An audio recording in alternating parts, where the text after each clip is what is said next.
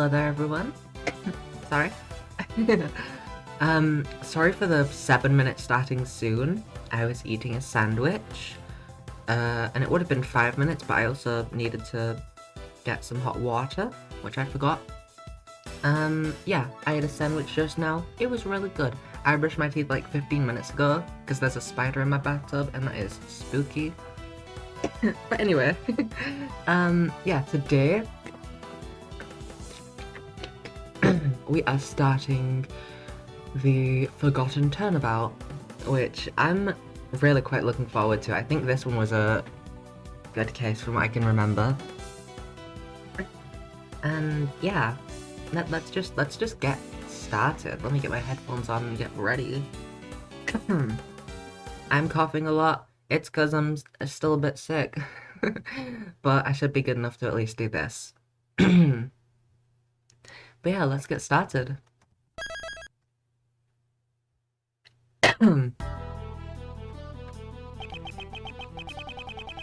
From here on out, let the council begin. This isn't the cutscene I expected. Let our members discuss this matter with a clear conscience of the goddess of law. And look at him, little guy! Today's deliberation shall be about Miles' Etruit's aptitude and ability as a prosecutor. Yo, what up? Wait, was that me talking? Sorry. This is the cutscene I was expecting. Who are you? Ooh. Why are you wearing that raincoat?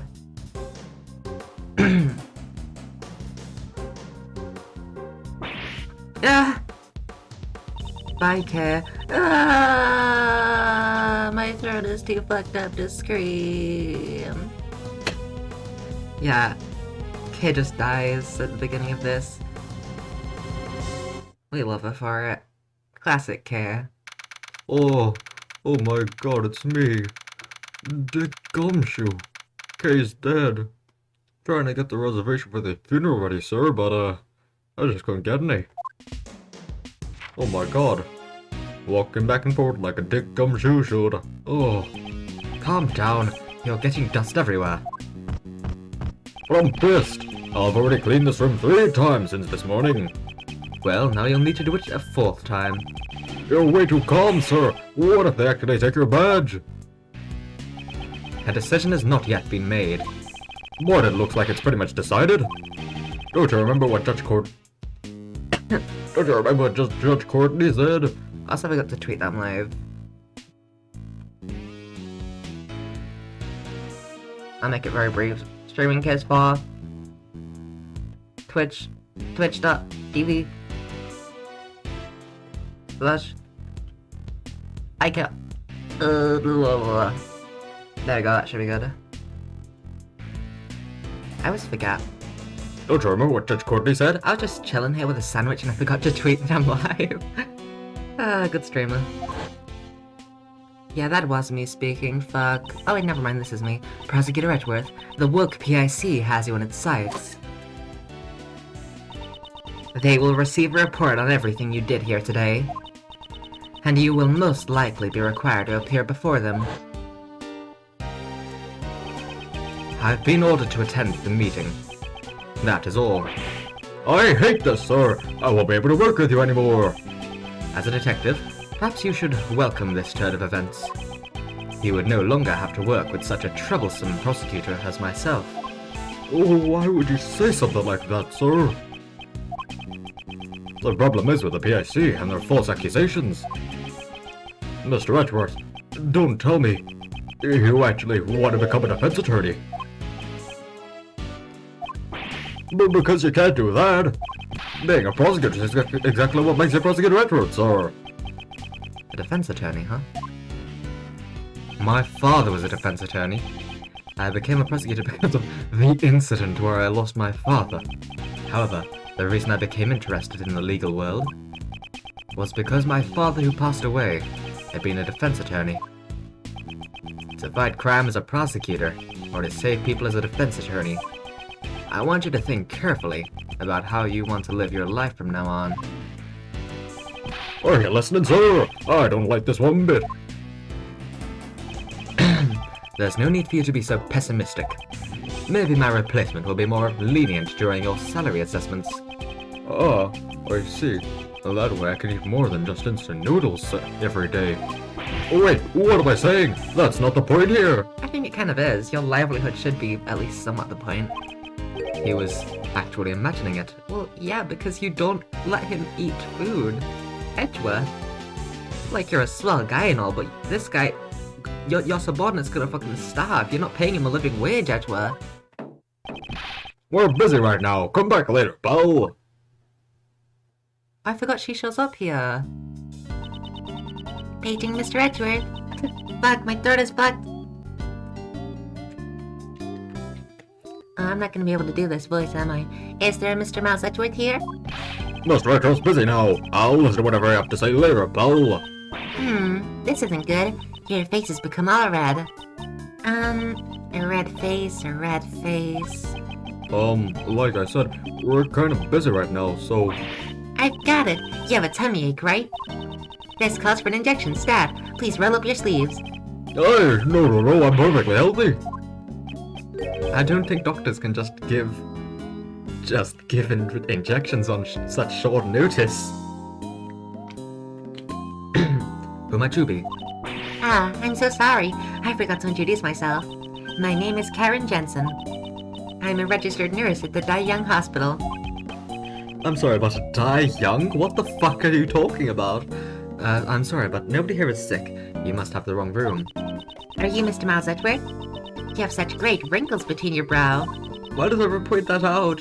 Could it be lupus? This calls for an injection. It's not lupus. Just tell me what business you have with me. Ah, yes. Actually, there's someone who would like to see you.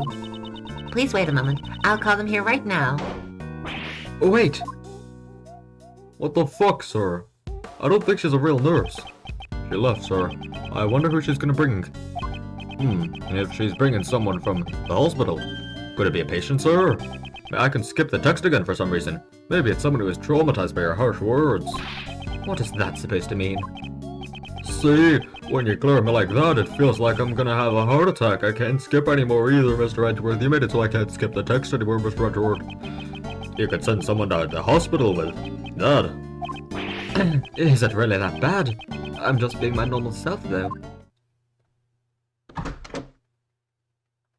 Who's this lovely lady here? Sorry for the wait. Well, what do you think? What do I think? Do you not recognize me? Now that she mentions it, I feel like I've met her before. This card. Your name was written on it. Do you know who I am? Mr. Edgeworth, maybe you really did send her to the hospital. Of course not. But this is your business card, sir.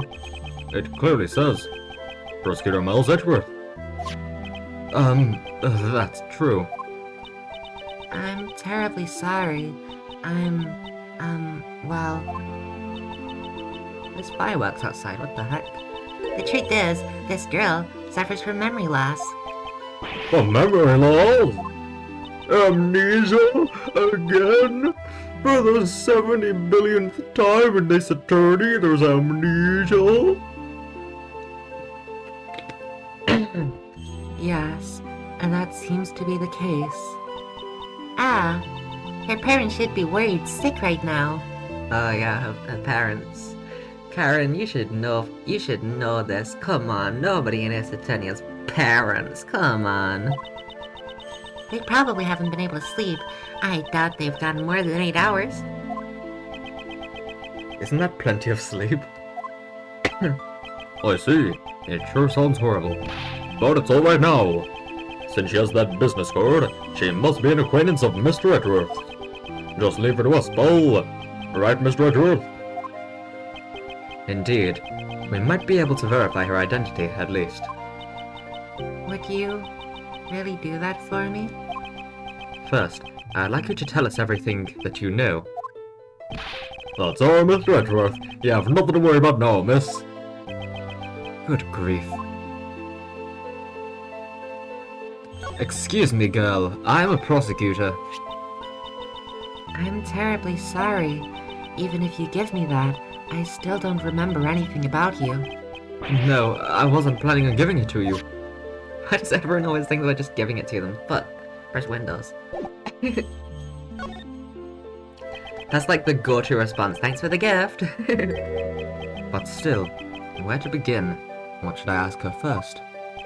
Miss, do you remember your name? My name? I'm terribly sorry. I wonder what happens if I... One second, I want to look at her profile. Oh, hi, Karen. Dick Gumshoe. A mysterious girl. Very mysterious. My name? I'm terribly sorry. She's been like this ever since yesterday, you know? So you found her yesterday? Wow, that's amazing. How'd you know? Well, what a tiresome woman. Hello, terribly sorry, I'm Dad. Hi, Dad. Also, hi. Welcome in. Welcome in, Iris. I hope you're having a good day. What a tiresome woman. I found her stumbling around late last night, so I took her in. I wanted to help her out, so I looked through her things. So, that's how you found my business card.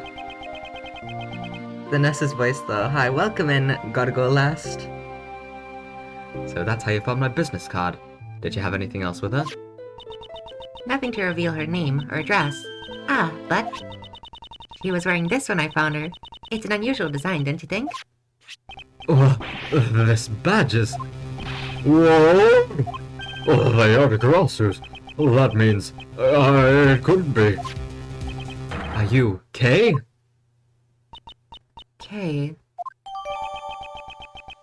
It's Kay! Hooray! You are Kay, right? Well, why are you asking? She doesn't remember. I am Kay. Kay, don't you remember me? I mean, you always call me Gummy Bow. Gummy? I would call one of my elders something so rude.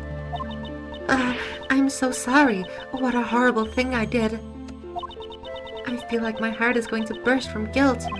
Just what happened to you, Bow? You've become so sensitive. I heard Kay's gay, it was hilarious. With Gumshoe, Gumshoe specifically, I kind of pronounce words a little off. Like pal sounds more like bow. Bow. Kay is... Kay. So that's a completely fair mistake. You've become so sensitive. If you're this sensitive, and delicate, and frail, then you're not even Kay anymore. You're someone else, Bow. Gumshoe, what the fuck? Gumshoe sounds awesome, thanks. Watch your words, detective. That's a bit of a dickhole move to say, if you say that. It almost sounds like Kay isn't sensitive or delicate at all. Though I can't deny there is some truth to what he says. What sort of person was I before I lost my memory? Well, for starters, your name was Kay Faraday. A cheerful girl full of spirit and vigor, and a great thief. Great thief? Yes, to put it frankly. You are a criminal on the run. We've caught you now, Kay. A great thief steals valuables from people's drawers and safes. Steal? I caused so much trouble for others. I'm so sorry. I never imagined I would be a criminal. Maybe losing my memory was retribution for my crimes. No, you didn't actually. Oh, this is so messed up, sir. But it does sort of make sense, you know? These gloves and stuff, they look just like what a thief might wear. Oh, those clothes! Yes, she was wearing them when I found her. I had her change her clothes, so I'm holding on to them for now. Something appears to be stuck on her clothes. Perhaps it has something to do with Kay's memory loss. I'll send it down to the lab later. Have them check it out, sir. Good. I'll be counting on you, Detective Gumshoe. What's stuck on her clothes? We don't see. At any rate, these really look like a thief's clothes, don't they? I am a criminal. It's true you were a great thief, but never once did you commit a crime. That alone I can assure you. Is that so? It's probably better if I don't press this issue any further. I'm really sorry for not remembering you. What kind of relationship did we have? Well, that's rather difficult to explain. Kay, you were Miss Director's assistant. Oh my, so then a prosecutor is the kingpin of a great thief. No, that's not what I meant, pal. The last time I met Kay was the day before yesterday. Oh, Bars, just what did she do from then up until now? Ms. Jensen, was the badge the only thing this girl had on her? She did have some other things, but I don't think they will be very helpful at all. I don't mind. Please show them to me. Well then, I'll give them to you one by one, okay? The Gemma Ninja? Oh my god! This is a Gemma Ninja mask. Maybe she went to a superhero show or something. This seems to be a letter addressed to Kay. This is a ticket stub, and this is... A flower-made cloth, like the ones you usually see in restrooms, sir. a corsage. It is used primarily as an accessory for women. Well, that's everything. Did you find anything out? Not really. They were just a bunch of random things. I'll have to look them over in more detail later. Is it only you doing the voices, or is there a second actor for male characters? Nope, I'm both.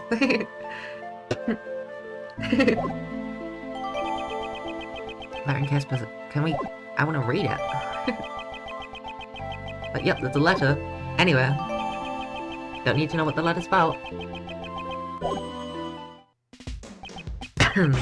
Oh, sir, I want to read the letter. Letter in Kate's possession addressed to Kay. Oh wow, this is really short. Now I understand. Dear Kay, I promise that I'll get it back for you. Your most precious memory, Jill. Jill? You do it really well, thank you. Jill, that's interesting. Most precious memory. Oh, this is horrible. Kay's lost her memory. How do we get her back to normal? Calm down, detective. I've already thought of something. Oh, as I would expect of Mr. Edgeworth. So, what did you find out, sir? Remember the name Jill? Yeah, I bit my lip. I've seen a playthrough of this before, so I know Jill, which is very interesting that there's a letter from her. You mean Dummy Mummy is sussy? What? No one's sussy, yeah. We haven't even met anyone except Karen, unless it's Karen. Look at this ticket stub. Oh, it's a ticket for the viewing platform at the Great Tower. Miss Nurse, do you know something about the Grand Tower? The Great Exhibition. Of course I do. It's a super famous dating spot after all. They say that if a couple holds hands up there, they'll be together forever. Tee. I've met one student, $6, no refunds. The timestamp on the ticket is from yesterday. Moreover, it is only valid on the day of issue. Since she only has the stub, she must have used it, right? It is very likely. Well then, let's go. Right now, sir. The cause of Kay's memory loss is hidden in her actions. But what about the PIC? It's still too early for me to be summoned there. Also, hi Des, I don't remember if I said, but hi, welcome in.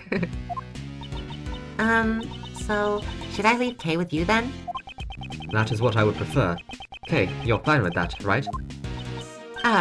Yes, please. Thank you very much. Well, I have to get back to work, so if anything happens, please contact the Dai Young Hospital. If you guys need an injection, I'll be there anytime, any place. Yes, I understand. I don't think I will call her for an injection, though. Bye, Karen. Well then, let's go, detective. And you too, Kay. I'm not gonna make the easy joke of she's a Karen. It's too easy. Yes, sir. Thank you for helping me. Let's go.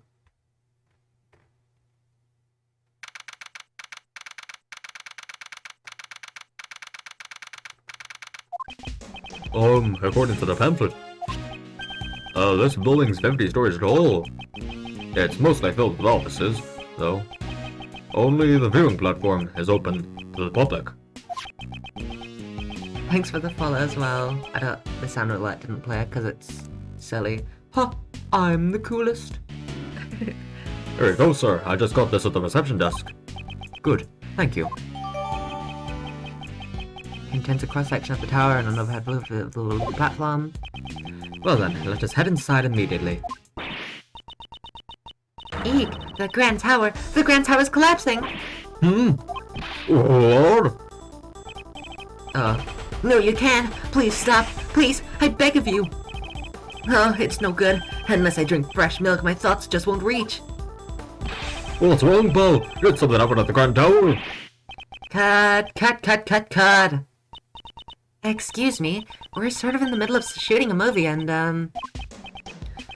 I suspected as much. well, if you're filming in public and you haven't, like, rented the place out or something, you're gonna get disturbed by the public. We're sorry for any trouble we've caused you, Detective Gumshoe. So sorry, Bo. I really thought the tower was gonna collapse, or something. Whatever. Whatever. Hey, director, I'm taking a break. I'm sorry. I'm really, really sorry. What a relief. It looks like the tower's collapse was prevented somehow. Explaining all this to Kay as she is now would take more time than it's worth. Well then, we should get going. Oh my god, it's me. We just keep on getting timestamps, right? It's April 5th, 2:18 p.m. Remember that, Bo.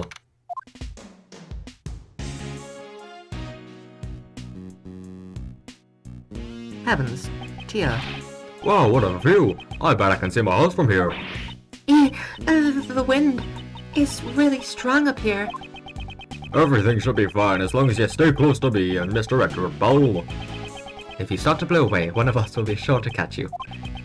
It's not as if she's a kite. Kay, do you recognize this place? Gumshoe has a house confirmed. We now know Gumshoe indeed lives somewhere. I don't know. Was I really here? Maybe if I get her to talk a bit, it will help jog her memory. Kay, just tell me whatever you remember. Anything will do. We hope welcome in, Gloom. We hope you're having a good day. Okay, but I don't know how much help I'll be. Oh fuck, what the hell? Why am I... What the fuck? Did I really come to a place like this? It's so high up, and the wind is so strong. It's frightening. I just can't remember. I can't remember anything at all. I'm sorry. Just as I thought, it's impossible. Bo, why are you cross-examining her like it's a fucking courtroom, Bo? You could just have a meaningful conversation. It kind of works both ways. Her memory isn't clearing up at all, huh? I'm sorry. It's a bit pathetic, isn't it? You're both going out of your way for me, but I'm not helping at all. You're doing just fine. You have memory loss after all.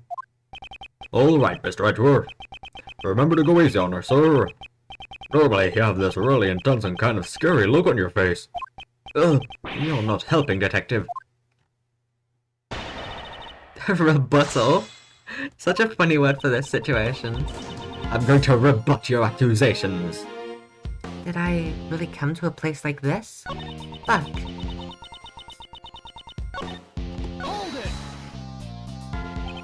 This ticket stub proves that you were indeed here.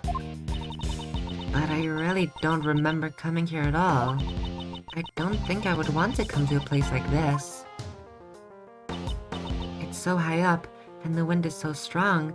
It's frightening. Hold it. Hold it, hold what? Hold this L.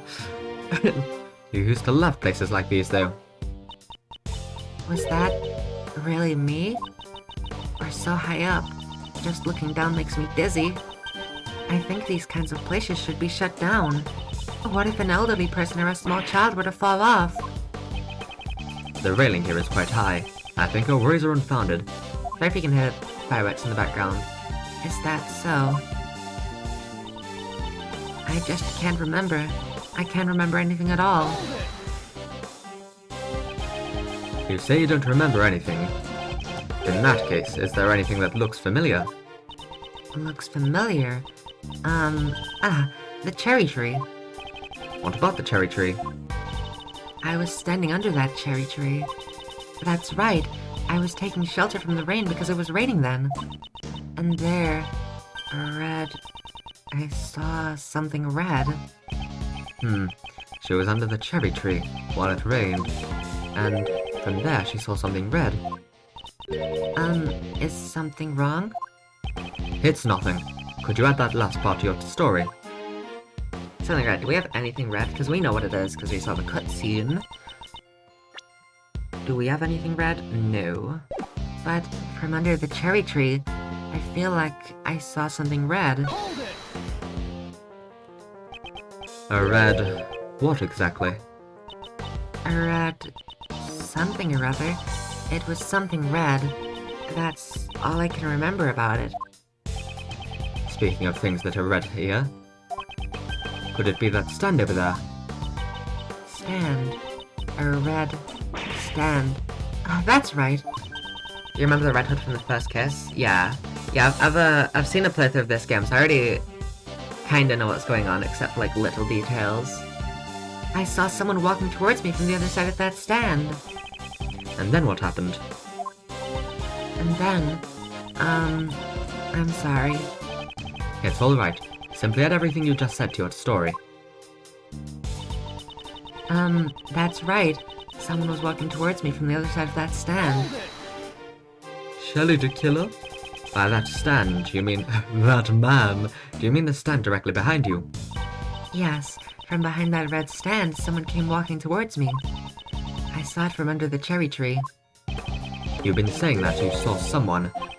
Does that mean you didn't see their face? Or was it a person you didn't know? I'm sorry. That much I don't know. So someone came walking towards her from behind the red stand. And she saw that from beneath the cherry tree. I'm wondering what we present, because I actually don't... Grand Tower Pamphlet. Is it going to be the angle doesn't line up? Because if they were behind... Was that what he said? I swear he said behind, so they would just fall off. I'm sorry. Just as I thought, it's impossible. It is impossible for someone to be behind the red stand. Is there nothing else that comes to mind? It doesn't have to be related to the case. Even if it's not related. Well... I remember that the stand there was selling cotton candy. The killer? If you're hungry, you should just say so. I'll make sure to buy one for you later, pal. Thank you very much. I look forward to it. There's not much I can do unless I can draw more information from her. But now I'll press her for more details and see what I can find out.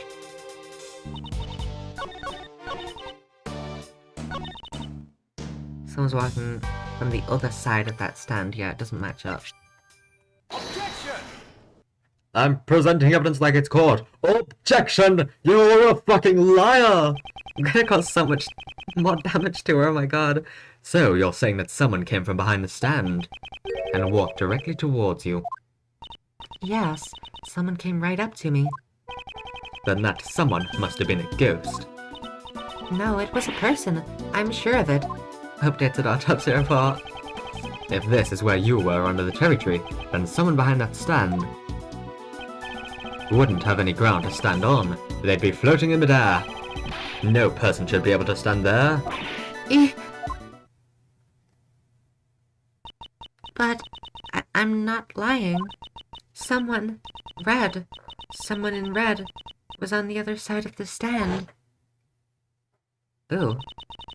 They were walking towards me, getting closer and closer, and then that person...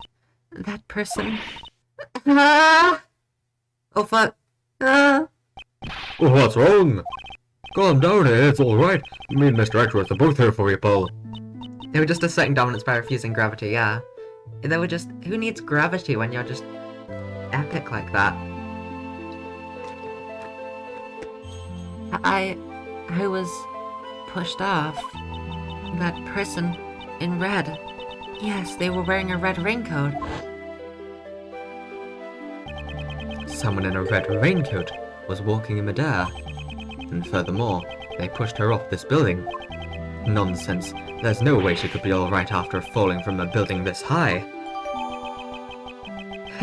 His memories as evidence, nice. And what towards her from behind the stand pushed her off the roof.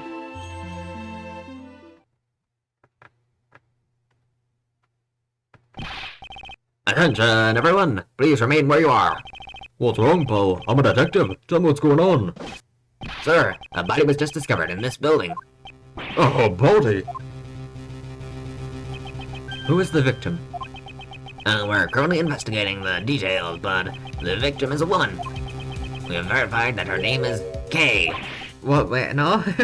That's not right. That's not the name I was expecting. What? What? Well, sorry, Kate. Oh, to be continued already? That was only half an hour. Damn, really short part. Really short part to start us off there. We're probably doing the first 4 parts of this case, because there's 6 in total. So probably the first 4. And that was a really, really short one. Holy heck.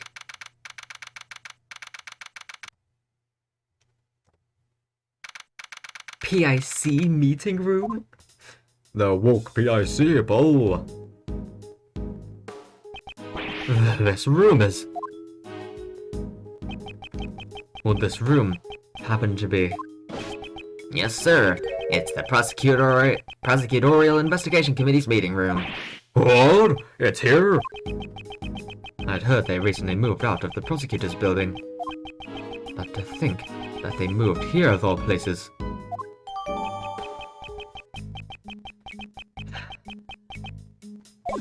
Is there more map or something? Mr. Edgeworth, Kay. Yeah. I need to... Oh, it's just updated. Updated autopsy report. Oh, wait. Oh, okay, so it tells us... Oh, okay then. See, I thought that these were 2 different images, because I saw this one, and then they showed this one when Edgeworth was explaining, and I was like, I swear that it looked different. That explains it. Alright, so it tells you which floor they're all on. Okay. Da-ba-da-ba-da. Da-ba-da-ba-da. Mr. Edgeworth, Kay. Oh my god, it's me, Karen Jensen. What brings you here? How are you holding up? We're in the middle of an investigation right now. Sorry, but who might this be? Ah, this is my granny. Let me just... Hi there, Sonny. The name's Bonnie Young. Who the heck are you? She says. It is a pleasure to meet you. My name is Mars Edgeworth. I'm a prosecutor. Miss Jensen, isn't Young the name of... Granny's the director of the Die Young Hospital. This old lady is the director? Who are you calling old? She says. Ugh, she can read my thoughts. Oh, so that granny's pretty important, huh? I wouldn't go that far. Damn, that's rude. I mean, yeah, she is. PIC means potato internet connection. Oh my god, they had a crappy internet connection. That's what killed her. That's what killed her. It was the shitty internet. Ah, these people are the patient's guardians. You know, the one with amnesia. It seems she's a bit of an introvert. Hey, Sonny, want me to cure that bad case of the frowningies for you? She says. I'm afraid that's an incurable disease for Mr. Edgeworth, Bo. Eh? Really, Granny? You want me to say that? I ain't got nothing to say to you whippersnappers. You're free to do whatever you want. But you better not get in the way of my autopsy. Please wait. We're... No means no. Hey, you don't have the right to decide that, Bo. Oh damn, holy shit. Fuck you, Granny. Sorry, Granny's the coroner, you see?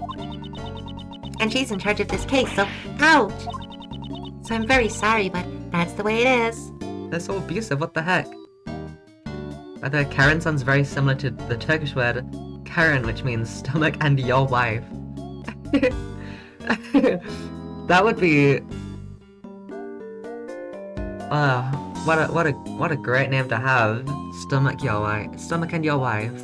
I think her pun name is something to do with caring, because she's a nurse. I don't know about the Jensen. So I'm very sorry, but that's the way it is. What do you mean? That's the way it is, Bo. Well, even if you ask me, I'm not the one who said it. I kind of feel like I'm watching a comedy act, sir. Well, we need to get back to the autopsy, so please excuse us and take care. What was with her attitude? We received permission to investigate. There shouldn't be any problems. That attitude of hers is a huge problem, sir. Mr. Edgeworth, what do we do now? We'll investigate the scene, of course. As a prosecutor, I cannot stand by and do nothing. Well then, let's begin. But the policeman said the dead person is also named Kay. Then I'm pretty sure I'm not the Kay that you know, Mr. Edgeworth. We shall investigate that now. But, don't worry. Well, if her hair was black, that might be somewhat of something that you could say, but she doesn't look anything like you, so... No. There's no question that you are the Kay I know. Okay. An amnesia Kay and a corpse Kay. Both are connected to the Grand Tower. I'm certain that this case will lead me to Kay's lost memories. All I can think of is a persona move called Marin Karen, which challenge your energies. Enemies, sorry. Persona. I'll reveal your true form. Begin investigation. Persona. Persona. I'm going to steal your heart. Persona. I want to look at the body. I want to look at the body. I want to look at the body. No, I want to look at. Wait, there's blood. I want to look at that. Oh. I don't know why the top left and right ones just look so funny. He looks like such an old man just running like, Oh my god. oh, she's just watching. Wait, why can I not? There you go. This is Lady Justice. Apollo Justice's mother. You sure do know a lot, sir. So what kind of powers does she have? She's a symbol of justice, not a superhero. It's said that the scales represent justice, the sword, power, and the blindfold, equality. I won't rest until I've inspected every suspicious-looking nook in Karani. Gee, is there anything suspicious here? I don't know, this statue looks a bit weird. I don't know, let's look at that. This is a really huge statue. Why is it in a place like this?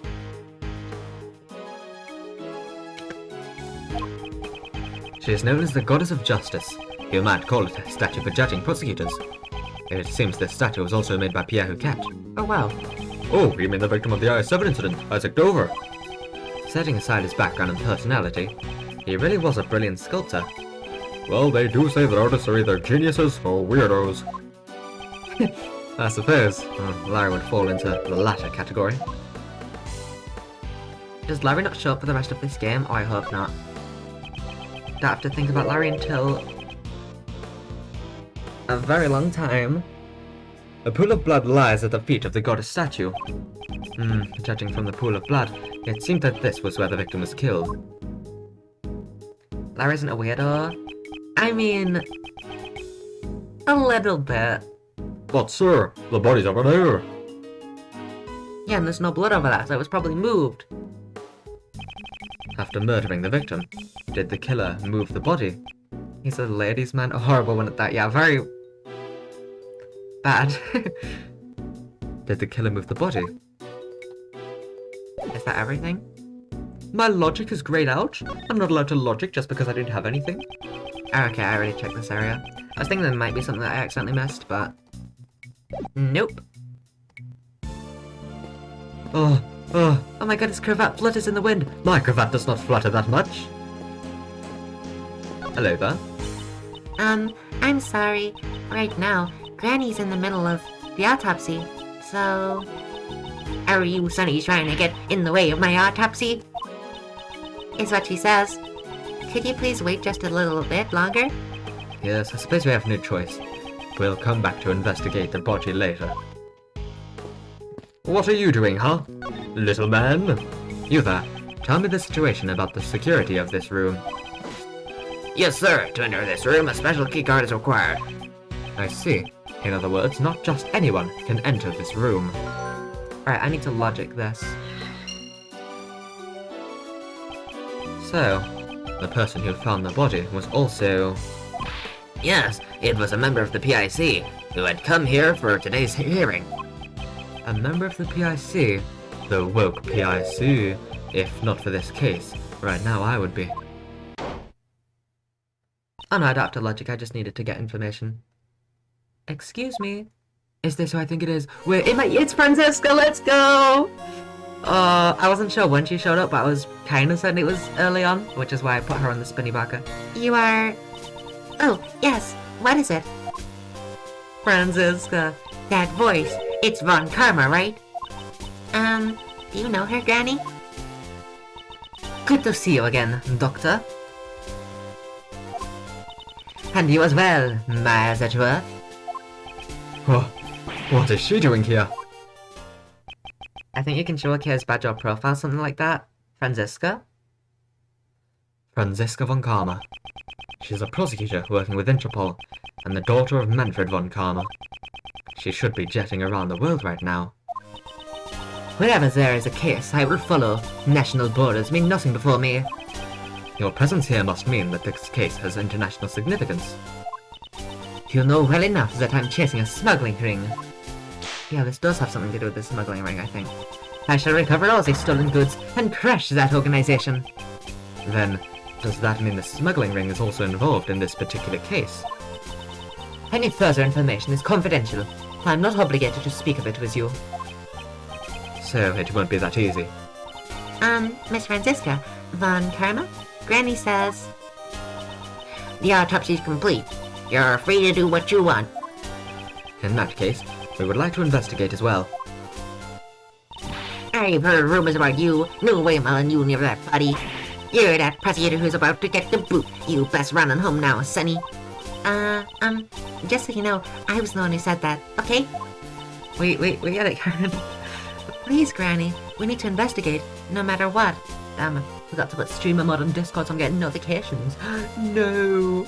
Da da da da da da da da. Please, Granny, we need to investigate, no matter what. Hey, Lessie, who are you calling Granny? I'm sorry. We're not getting anywhere. I guess I have no other choice. Francesca, please allow us to aid you in your investigation. We must examine that body in order to find out what happened to Kay. To Kay Faraday? I'm asking you too, sir. Kay's in really bad shape. I don't know what's going on. But fine, I'll grant you permission. You have my thanks. Of course, I didn't say it would come without a price. You will explain everything to me later. We really owe you one, sir. I wasn't talking to you, Scruffy. No! So that's how it is. If you'd be so kind as to authorize them too, Doctor. I suppose it's fine if he's weird prosecutor from Interpol. It's what she says, and I fully agree with Granny. By the Von Karma names, the entire world will be judged. That's just common knowledge. Poor Gumshoe. Yeah, Gumshoe really gets way too much shit. That's rather conceited for common knowledge. Well, it's none of my beeswax anymore, is what she says.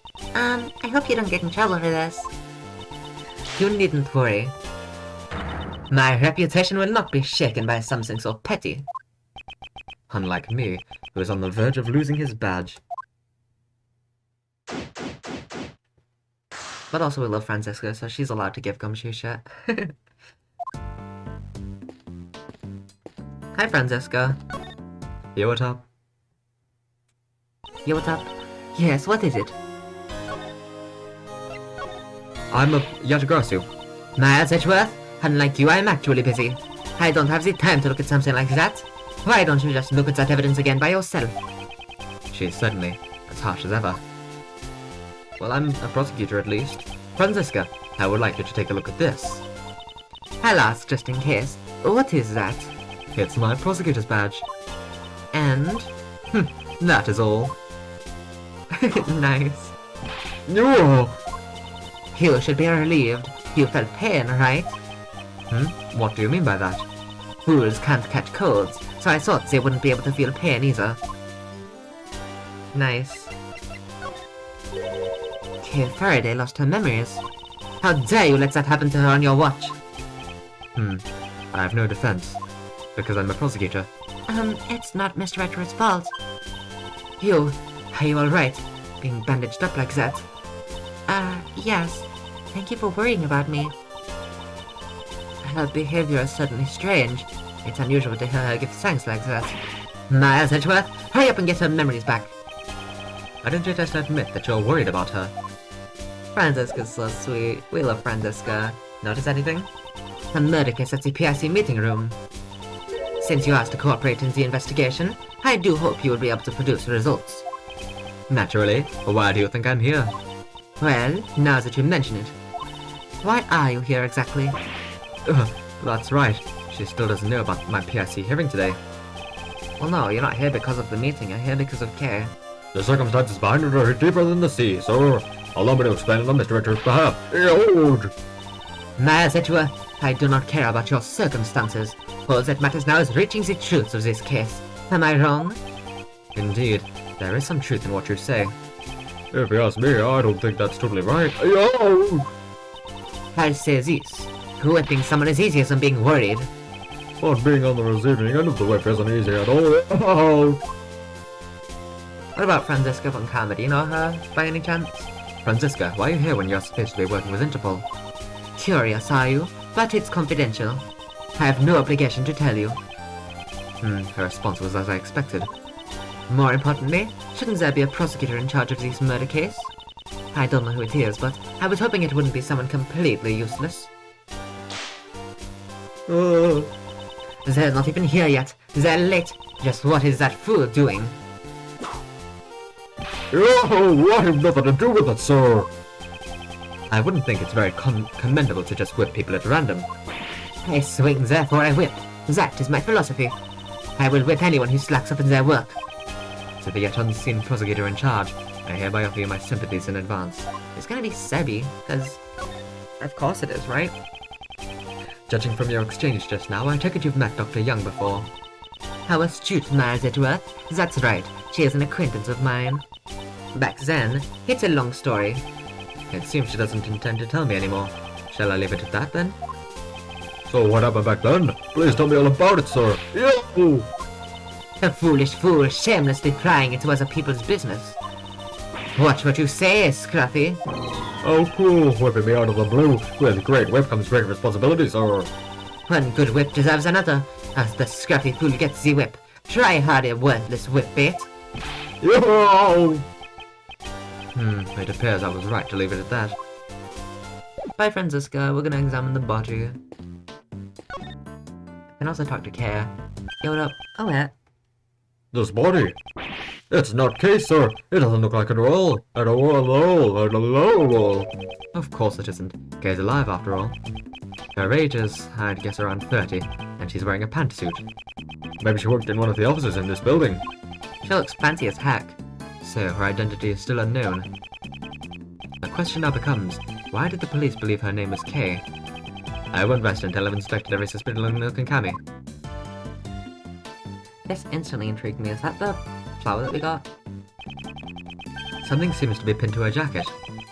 It's made out of purple cloth. It looks like it's been forcibly torn off, doesn't it? Alright, we'll deduce that in a bit, but let's look at everything first. There's a burn mark on her hand. Is it connected to the cause of death? No, it appears to be an old scar. She probably got it a long time ago. It seems there's something in her hand. Detective, could you open her hand for me? Yes, sir, understood. Keycard? This is... Oh, I know! This must be a gift card from a department store. Oh! It seems to be a key card. Oh, why? Remember Jill, this is Kay. Did you really think it was Jill? Yeah, this is Kay. She just randomly died, so... Yeah, whoopsie. Oh, why? The question is, what was this keycard for? Oh, there's gloves. I didn't even notice those. The left side of her white jacket has been stained a deep red. This jacket, the buttons are on the right side. Isn't that normal, sir? All of my clothes have the buttons on the right side. For women, it is normal to have them on the left side. Is that a thing? Mr. Edgeworth, you really do know everything. That's just common knowledge. There doesn't seem to be anything out of place. There's something white in her pocket. She has pockets? They're gloves. Pure white ones. One for each hand, sir. They don't seem to be dirty. Could they be the victims?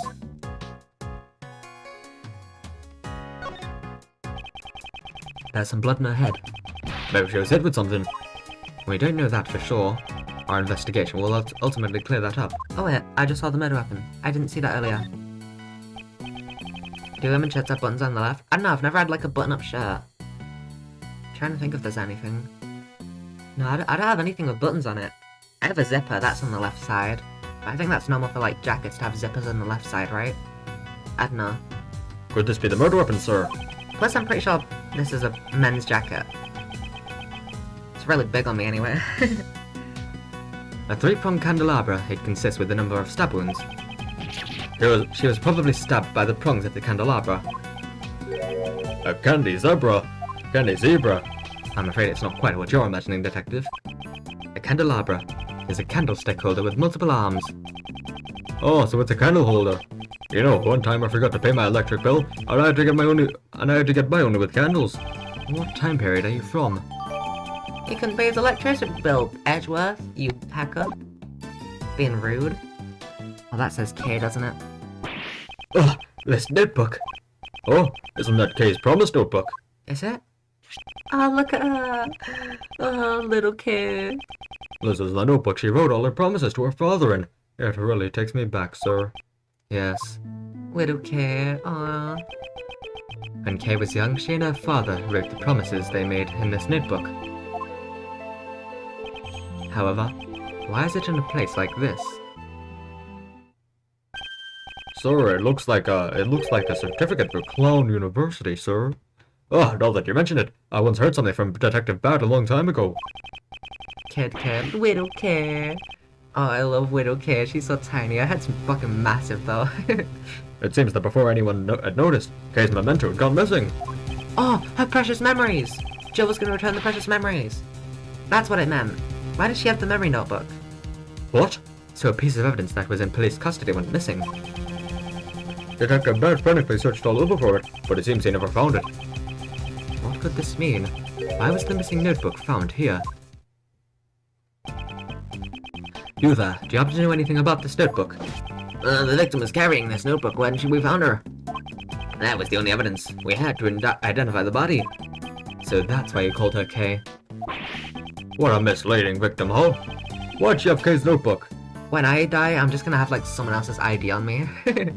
Just so that they mistake the body. I just want to mislead everyone. Be a misleading victim. That sounds awesome. I sure would like to have some information on the victim's identity, though. Alright, let's deduce. Is this what's somehow connected to any of the evidence we hold? Yeah, it looks like the purple flower. The purple flower Kay had with her. I wonder if that originally belonged to the victim.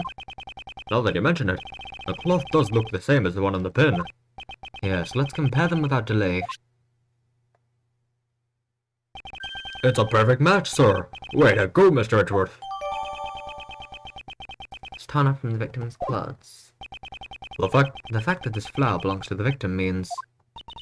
That can only mean that Kay Faraday came in contact with the victim.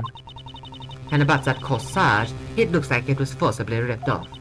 There's a possibility that Kay Faraday is connected to this case, and depending on this situation, we may have to consider her as a suspect. What did you say? There's no way she did it. It's unthinkable. Kay could never do that, sir. However, it's true we have no evidence to deny that claim.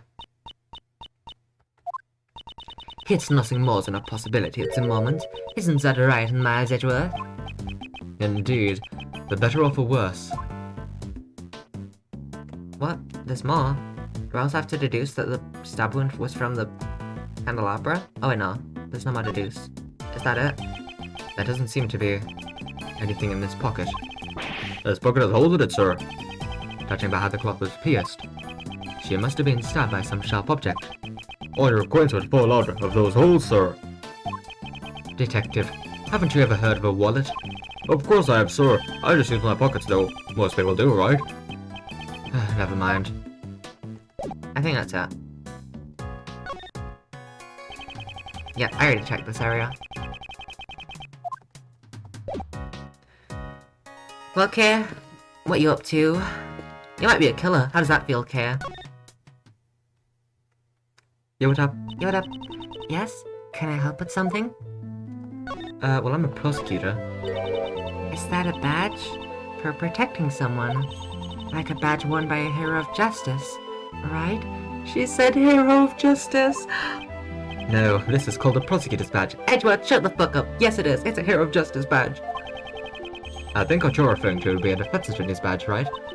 I wonder, this badge makes me feel really nostalgic. As if someone really dear to me showed it to me a lot. His father was a prosecutor. Did he also? Oh my god. After little bits of her childhood memories still remain. Ben is just like, walking around the house like, okay, I'm a prosecutor. You're a great thief. You like badges, Mr. Edgeworth? Not particularly. But you were always carrying around badges. It is just a part of my job. And this badge is also a piece of evidence. I see. So you carry around things that you don't like in order to train and strengthen your spirit. That is just clearly wrong. Kill my grandma, I'm Krelling. It's for people who try to ruin someone's life. That's fair. But they make me sick. Ooh, this case. How does it feel that you might have committed the murder? I'm terribly sorry. Even if you give me that, I still don't remember anything about you. Oh, shut up. Sorry, that was rude. Notice anything?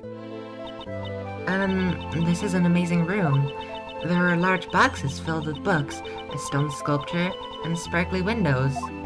This case changed me as a person. Stream going on. Meanwhile, there's a dead body in the chat. Iris. Yeah, forget about Jill. Sorry, we don't know the victim. Whoever this person is, who we don't know. Yeah, Iris is currently dying. Or dead. It seems you've also forgotten about the names of our chat. This might be helpful for recovering old memories. Just repeat after me. Bookcase. Broken safe. Stained glass. Stolen goods. Books on the law. Crooks on the lamb. Statue of the goddess. Snatched loot of the great thief. Are all her mistakes biased towards a certain way? Nice. Okay, until just a few days ago, you were calling yourself my assistant. Looking at me, is there anything you remember? Things I remember, huh? Well, yes, just one thing. Mr. Edgeworth, on the viewing platform above us, Oh? you pointed at me, and Yes? with a really scary face, you interrogated me. Oh, that happened just a few minutes ago. Oh, poor Kay. The terror Mr. Edgeworth badgering you for contradictions is your only memory. It must be scary, Bo. Hope is the end of the world, Bo. I should show this detective what true terror really is. I am indeed dead. This is so sad. I cry every time. Okay, before you lost your memories, you got along well with Detective Gumshoe. Is looking to me help you remember anything, Bo? Do I remember anything? I know. For a while now, Mr. Edgeworth has been getting on your case. Oh, that's not a memory. It's just a pleasant part of my daily life. Isn't that right, Mr. Edgeworth? Oh, so Detective Gumshoe thinks it's pleasant. It seems I'll have to get on his case even more from now on. What about you? Oh wait, no, that's just the candelabra. How about you? You Sonny's want something, is what she says. Wait, no, I'm a prosecutor. Fuck. Ms. Jensen, could you tell me about your relationship with Dr. Young? Yes, ever since I was little, I've always been together with Granny. Whenever I got lost, she would search for me until it got dark. And whenever I fell down, she would watch over me until I could get up on my own. What a charming story. She sounds like quite the grandmother's child. And after I became a nurse, whenever I'm about to make a mistake with my injections, "Not there, there," she'd say, as she'd grab the needle and... Ouch! Ouch! Just hearing it hurts, Bo. Please keep those stories to yourself. Anyways, as long as I have Granny by my side, there's no nursing I can't do. I see. I fully understand. Thank you for your cooperation. Regardless of her charming story, they do seem to share a very close-knit bond. And they keep hitting each other. I'm a prosecutor. Prosecutor's badge? I've seen lots of those. Ouch! A fuck. I was trying to get my leg up on the desk and then it fucked everything up. A prosecutor who's about to get canned shouldn't be showing off for these lingering attachments.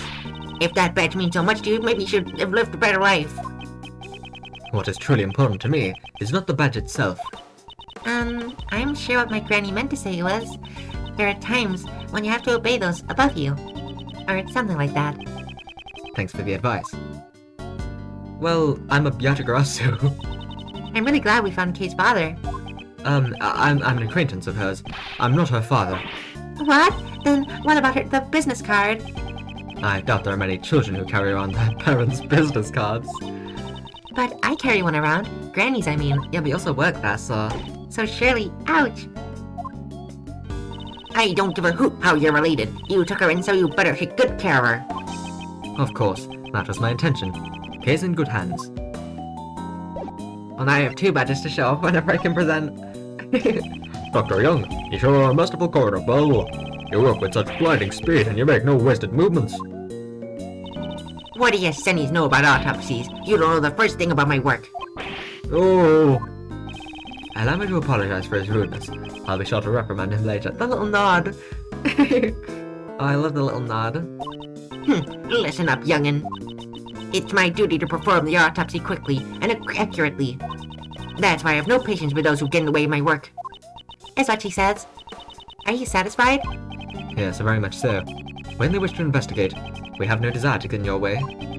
It looks like Dr. Young's stubbornness comes from her devotion to her work.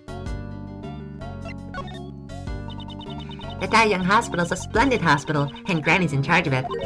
Well, how about it? Would you like to be admitted to an experience for yourself? The fuck?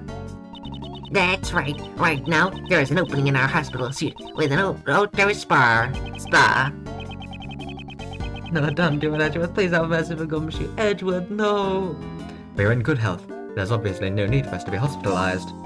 that's right. We're perfectly healthy, Bo. That's our sole redeeming feature. Just what does he mean by that? Well, you see, the Dai Young Hospital also accepts healthy patients. We're currently in the middle of our Full of Life Healthy Hospital Stays campaign. Those without injury or illness can stay at our hospital for half the price. Why would you need to stay at a hospital if you're healthy? This is the chance of a lifetime. So what do you say? Hospital stay? Hospital stay. You know, an outdoor spa at a half price does sound like a good deal. Don't fall for it. Well, my sister has amnesia. Really glad we found Kay's father. The fuck? Shut up. Do we have, I know that we have 1 piece of logic. Do we have 2?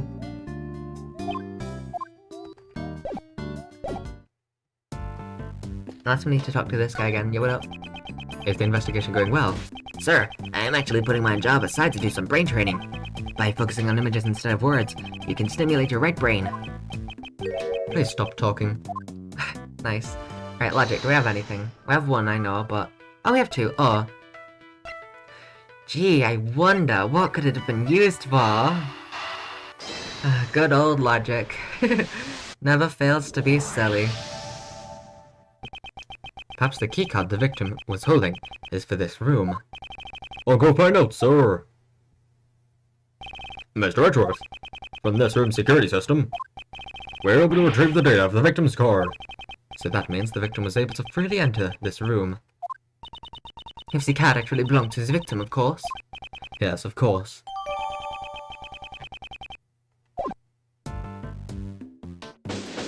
Investigation complete. So, the victim's identity remains unknown. There's a few times where logic is actually a good ability. Yeah, there's a couple. For the most part, though, it's stuff that could have definitely just been done without logic. Should you really still be calling me Kay? Of course. What are you saying, Paul? Thank you, but then what about that woman? She is someone who you may have killed. That's all we know. Francesca! What the fuck? There's no way that's true. Right, Mr. Edgeworth?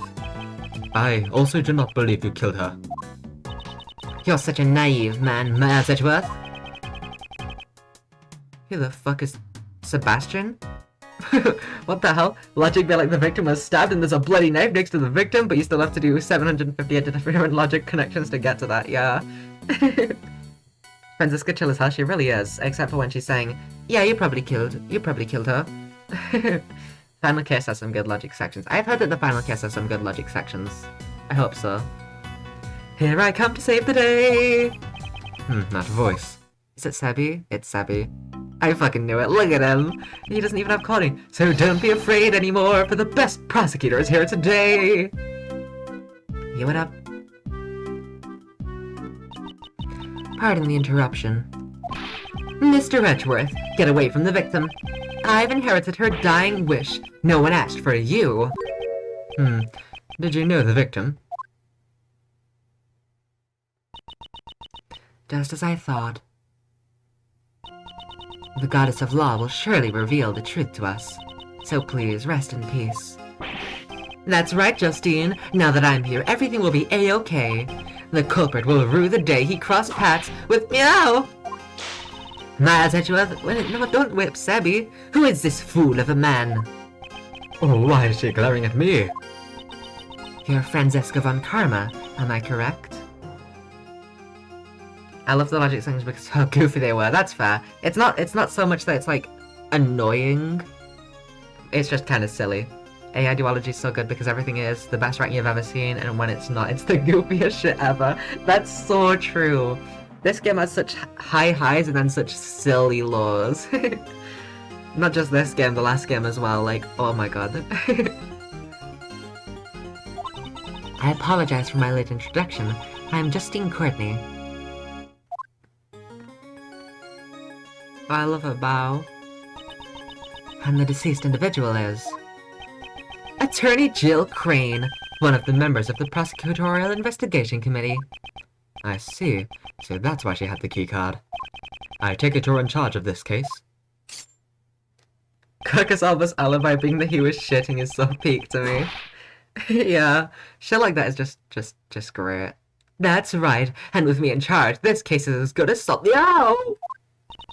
That reminds me, I haven't caught your name yet. If you just wanted to know my name, you didn't have to wait. Just state your name. I will not tolerate any unnecessary remarks. Sebastian the best. It seems the pecking order has been decided. Mr. Sebastian the best?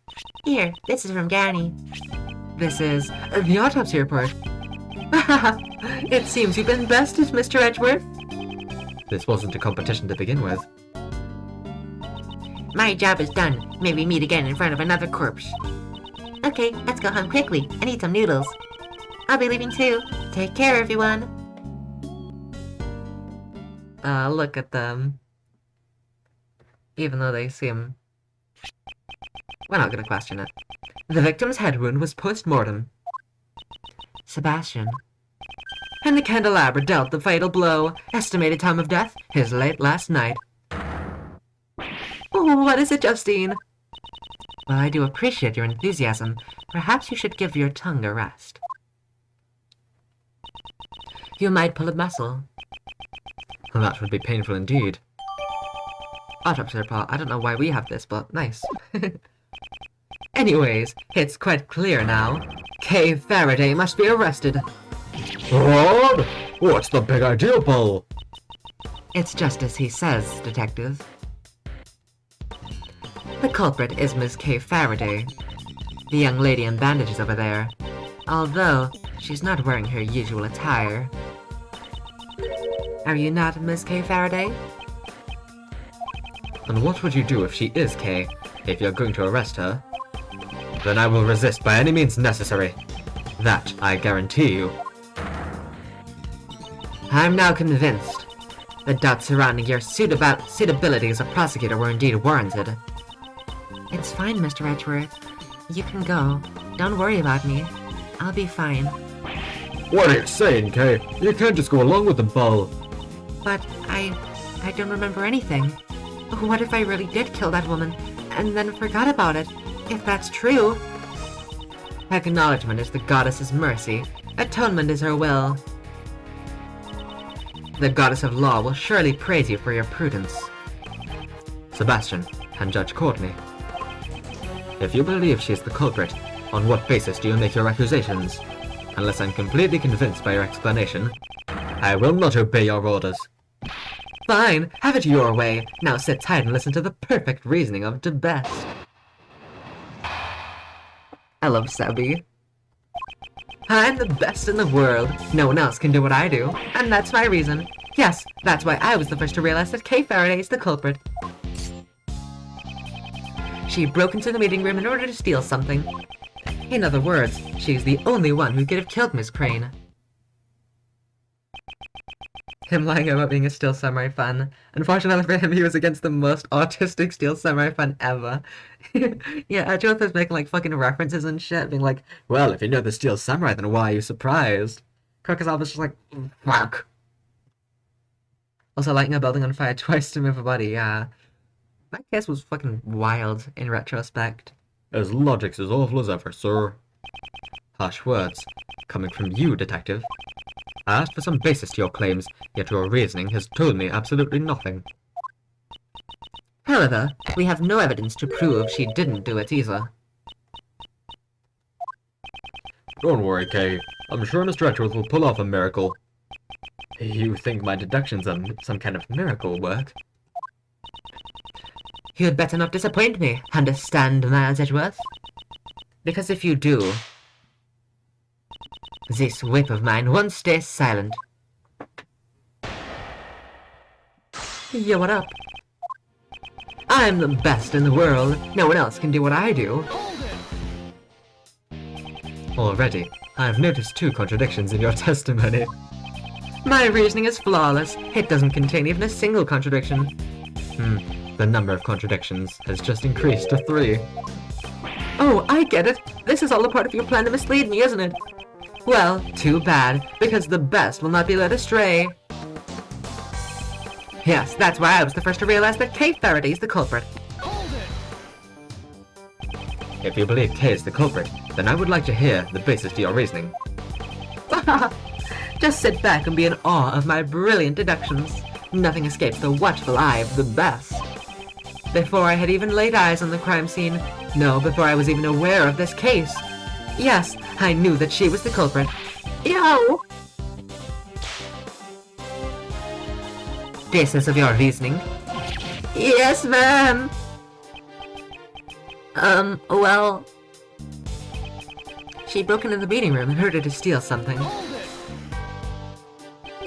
To steal something? Steal what exactly? That's, what Kay Faraday tried to steal was a file. Its contents, to be exact, an investigation report regarding Prosecutor Edgeworth. Do you have any evidence to prove she needed something like that? It would be convenient. I'm not the one who needs to present evidence. Isn't that right, Prosecutor Edgeworth? Yes. I suppose that may be true. What? At any rate, Sebastian, please continue your reasoning. In other words, she is the only one who could have killed Miss Crane. Fuck. Good grief, I skipped the text. There's a limit to how much you can falsely accuse someone. It's fine, Mr. Edgeworth. You don't have to. Fear not, Kay. The truth will be revealed soon enough. Mr. Edgeworth? Kay couldn't have murdered Miss Crane. If I can just prove that, she will be cleared of suspicion. Da da da da da da da da da da da. I don't want to kill Miss Crane. Do you have any evidence to prove that no one else but Kay could have committed the crime? Nope. Sebastian, let me tell you what would be the best thing for you to do. Look into any other possible suspects besides Kay. Right now, post haste. The best thing for me to do? Look into any other possible suspects? According to the preliminary reports, there were no traces of anyone else besides her. Even so, isn't it too premature to declare that she's the culprit? Declaring that she isn't so early into the investigation is a little premature as well, is it not? Not really. I'm just saying that there's other possibilities out there. If only I had evidence that could prove Kay's innocence. Good grief.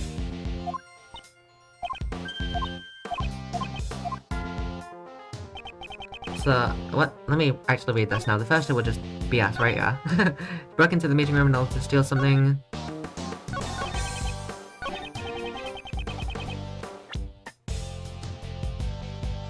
Dun dun dun.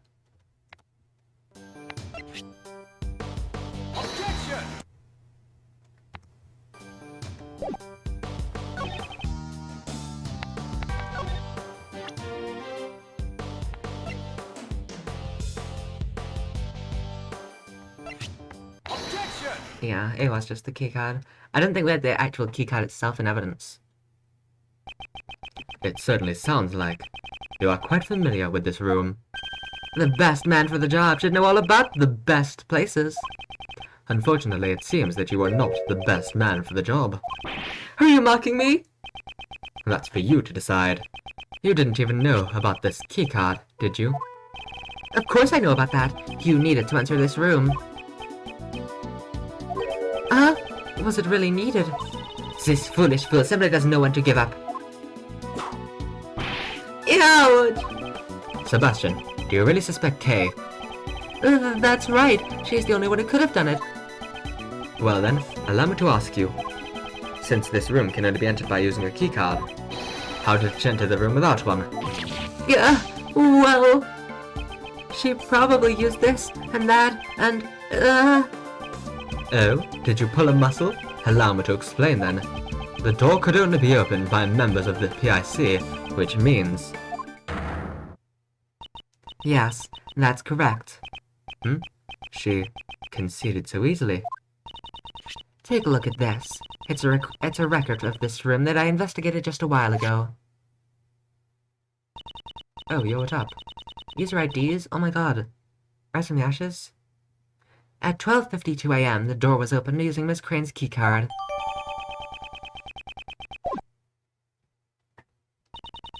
It's probable that the killer entered the room together with the victim, Miss Crane. After entering, the situation must have soured, leading to the murder. Your logic holds, but it is still merely conjecture, and it would imply that the killer and the victim were acquainted. No way, Bill. Kay doesn't even know the victim. That is merely an assumption on your part. Unless you have any evidence to prove your claim. Oh, shut up. I'm sorry, but what? Hey, I know this person, and this person doesn't know that person. No, that's just conjecture. Evidence is everything, in court, and at the crime scene. Without it, your argument is invalid.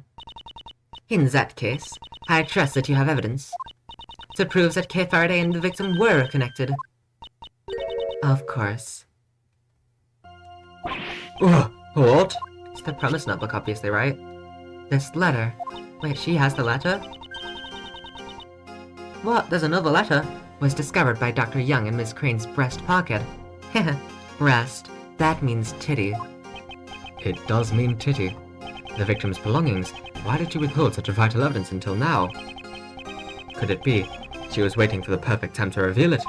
Don't you do that in court? Come to think of it. And the candelabra dealt the fatal blow. Estimated time of death is late last night. What is it, Justine? Well, I do appreciate your enthusiasm. Perhaps you should give your tongue a rest. You might pull a muscle. I'll read it for you. To Ms. Crane, thank you so much for helping with my plan. I'm glad that we can help each other get what we want. It's like killing two birds with one stone. Please get revenge for 12 years ago. Kay. In other words, Kay Faraday and Miss Crane were accomplices. They probably planned to steal something from this room. Preposterous! Oh, wait, that means the main culprit is... It's still Kay Faraday, of course. It just means her crimes have increased by yet one more.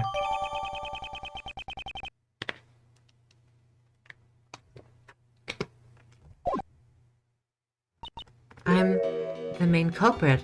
You sure are, Kay.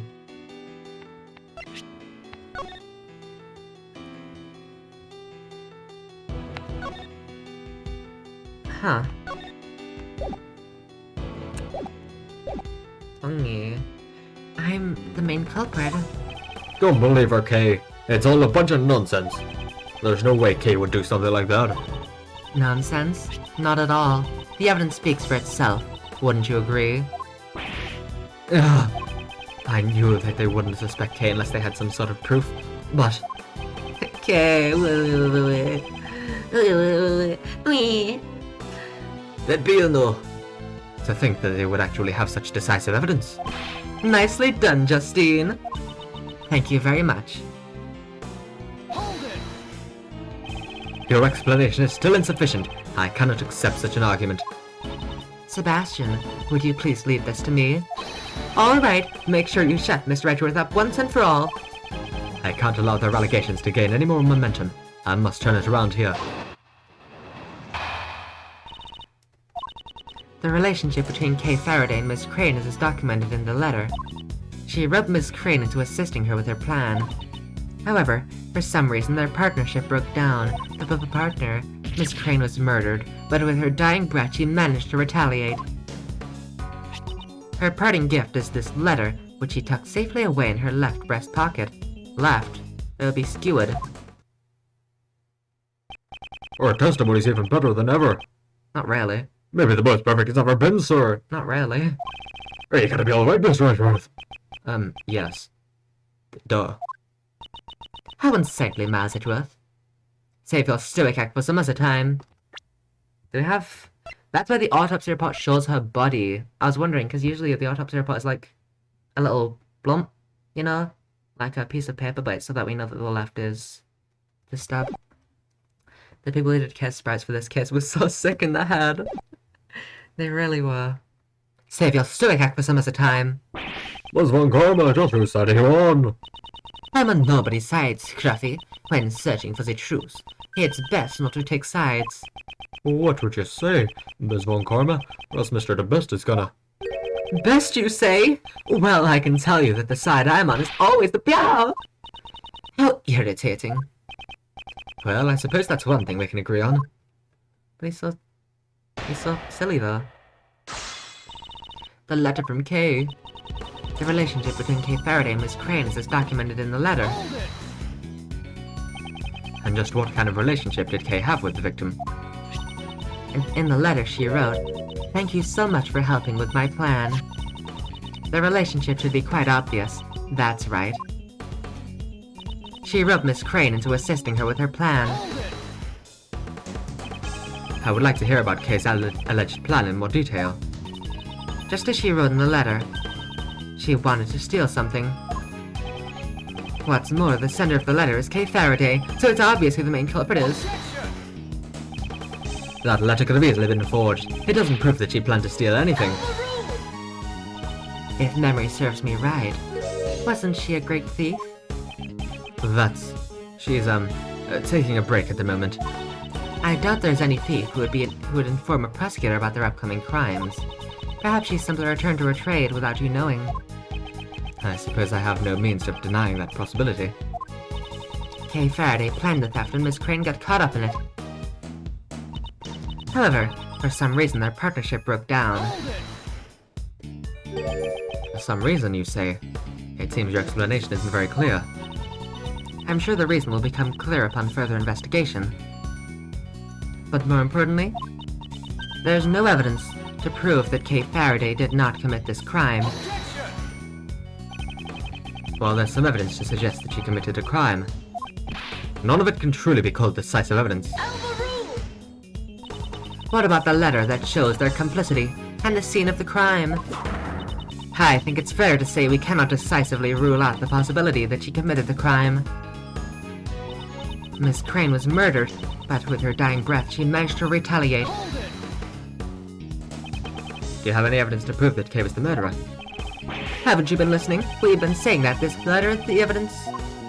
Oh, and where is the letter? Where in the letter does it say that she planned to murder the victim? Well that's... I've got it. It's a hidden message written in invisible ink that can only be read by heating it up. Set the ink on fire, like Babali's ink. Sebastian, I wouldn't get your hopes up for something like that. There is, of course, evidence that points to her as the criminal. Her parting gift is this letter, which she tucked safely away in her left breast pocket. I love when you do that in Ace Attorney, when they just say aside for no reason, just left or right. The dying message that the victim wrote with their right hand. We searched the victim's left breast pocket as well, but... You found nothing, I presume?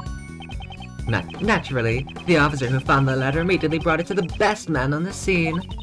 The letter was safely tucked away in her left breast pocket, right above her heart. I believe this letter carries Miss Crane's will for the criminal to be arrested. I have no interest in your beliefs. What I'm interested in is the truth. You said that the letter was in the left breast pocket of the victim, correct? I swear by the goddess of law, there are no lies or mistakes in my statement. The letter was indeed discovered inside the victim's left breast pocket. The victim had been stabbed in the left chest area where the letter was hidden. This may very well be an important clue. Yeah, no shit.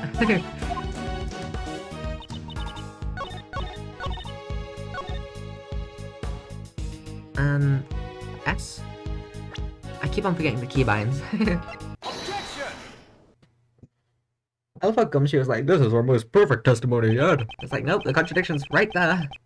The victim held on to the truth until her dying breath. A truly touching story indeed. The voices of the dead are soft. One must listen carefully to hear their dying wishes. And Ms. Crane has spoken. Kay Faraday is the culprit. Perhaps the voices you've been hearing are actually the whispers of the devil. Hey, don't make fun of Justine. Let's listen to the voice of reason. Judge Courtney, please take a look at the autopsy report. There's no need. I remember it perfectly. The victim was stabbed in the left breast. No, it can't be. Her breasts?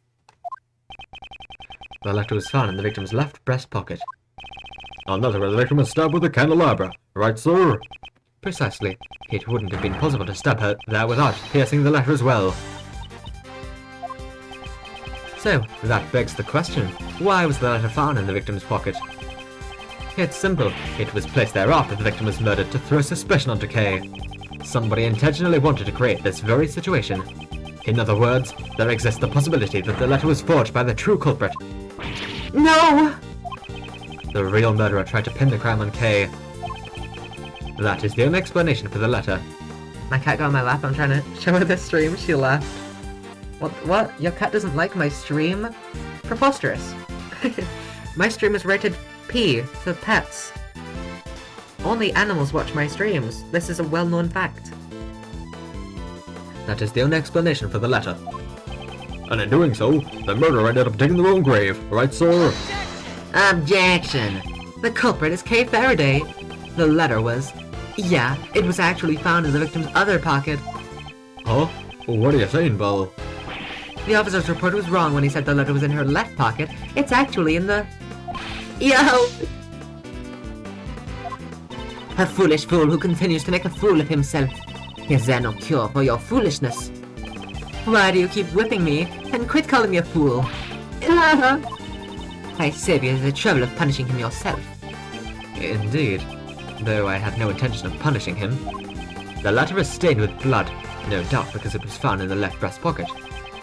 There couldn't have been an error in the officer's report. Unless you were the investigator. Say something, Justine. I see you have no objections. Then allow me to continue. There's one more potential suspect in this case. Don't be ridiculous. The killer entered this very room. There wasn't anyone else who did that besides Kay Faraday and the victim. Really? Really? There's no one else who entered the room. One second, yeah, let's just... There's no one else who could have entered the room other than Kay Faraday and the victim. Nobody else at all entered the room whatsoever. Tons of boob talk here. Everyone's thinking about the boobs. To enter the meeting room, one needs a keycard. And their reasoning assumes that the murderer and the victim entered the room together. This is what we overlooked, if we just discard that assumption then. This evidence reveals the other suspects besides... This is the keycard record Judge Courtney handed to me earlier. The victim's keycard was used at 12:52 AM, and there was one more person who also used a keycard. So, you're saying this person was waiting to ambush the victim inside the meeting room? The keycard was used at 10:15 PM. I wouldn't say it's impossible. No, it's impossible. And what makes you say that, Bo? You got any proof? Because I'm biased. Of course I do. I myself am that proof. Wait, is that her keycard? Oh, never mind. Maybe that's not biased in that case. That's a little bit, Oh, I was the one who used that keycard after all. Well, there we go. There we have it. It's Courtney. Is there something strange about a PIC member entering the PIC meeting room? Franziska's so gorgeous, she really is. Gorge. She's so girlage. She's so girlage. She's so girlage. Yeah, there it is, Justine. Huh. Dun, dun, dun, dun, dun. That proves nothing. The fact that you're in here at all makes you a suspect. Or do you perhaps have any evidence that you didn't kill your colleague? Such nonsense. What would I gain by murdering her? Allow me to reiterate what you said earlier. I'm sure it will all become clear upon further investigation. Yeah, bitch, take that. Sorry, that's rude. I love Justine, but like, she needs this. She needs to be taken down a peg. She needs to be a suspect.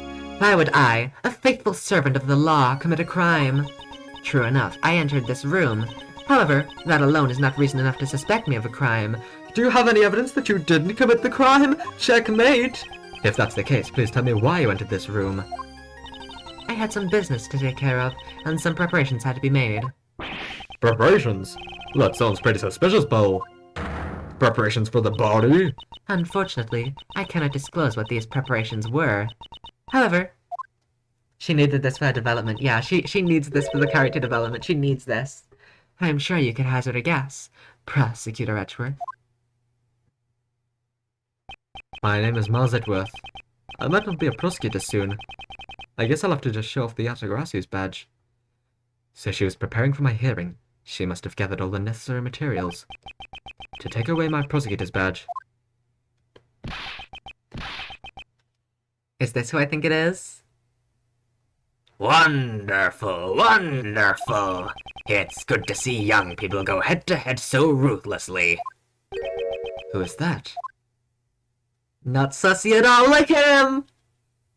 I remember actually despising this man, but I'm gonna try like him. He's cool. We love him. That takes me back. When I was young, I'd always butt heads with this brash detective. And then one day, he just disappeared. I hope he's still doing well. Here comes the waterworks. Chairman the best. The best? Did he just say the best? Hello, Courtney. You sure are full of energy today. And if it isn't little Von Karma, look how much you've grown since I last saw you. Sir, it has been quite a while. Curtsy, you don't have to treat me like some sort of stranger, you know? Remember back in the old days, when you'd sit on my lap and call me Unky Boo Boo? Here I go again. Oh, I cried back then. Pops, what are you doing here? The chief of the Work PIC, we found him. Mr. Work, it's Bernie Sanders. Pops, what are you doing here? This is Joe Biden, the leader of the Work PIC. A member of the PIC was killed and I hear that you were in charge of the case. What kind of prosecutor is followed around by his own father? No fucking way we're friend and Seb childhood friends. They so, Hold your tongue. Do you have any idea who this man is? Chairman of the PIC, former chief prosecutor. He is the right hand of the goddess of law. Sorry, that was Franziska's voice. That wasn't right. Sorry, he's the right hand of the goddess of law. That was Franziska. Now, Courtney. I'm just an old chunk of coal. There's no reason to speak so highly of me. Please excuse my subordinate's behavior. I am... Prosecutor Edgeworth, isn't it? Along with his trusty sidekick, Dick Gumshoe. Dick. Gumshoe. I'm Blaze the Best. I'm the proud father of that idiot over there. When that boy was born, me and the missus were happy as can be, you see. But now, I don't even know where she's gone to. But Pops, you need a handkerchief. Bless the best, Malik. The bisexual, the bisexual.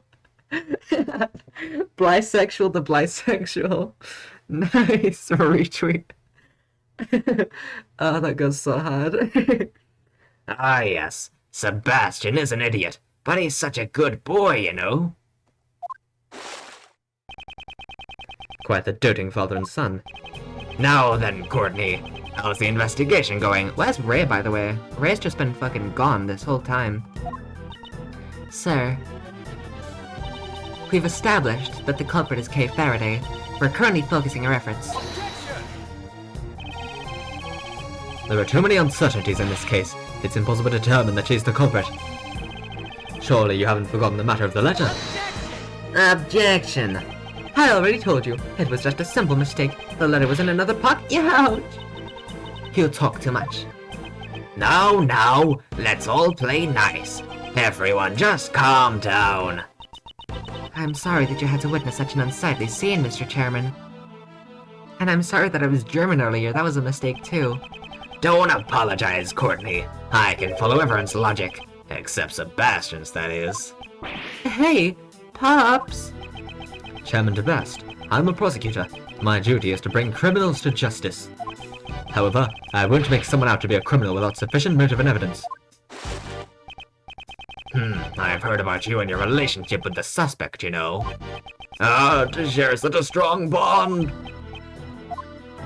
Kay has assisted the police in arresting criminals countless times, Bo. There are too many facets of this case that remain unexplored. I see. The bonds of youth are a wonderful thing indeed.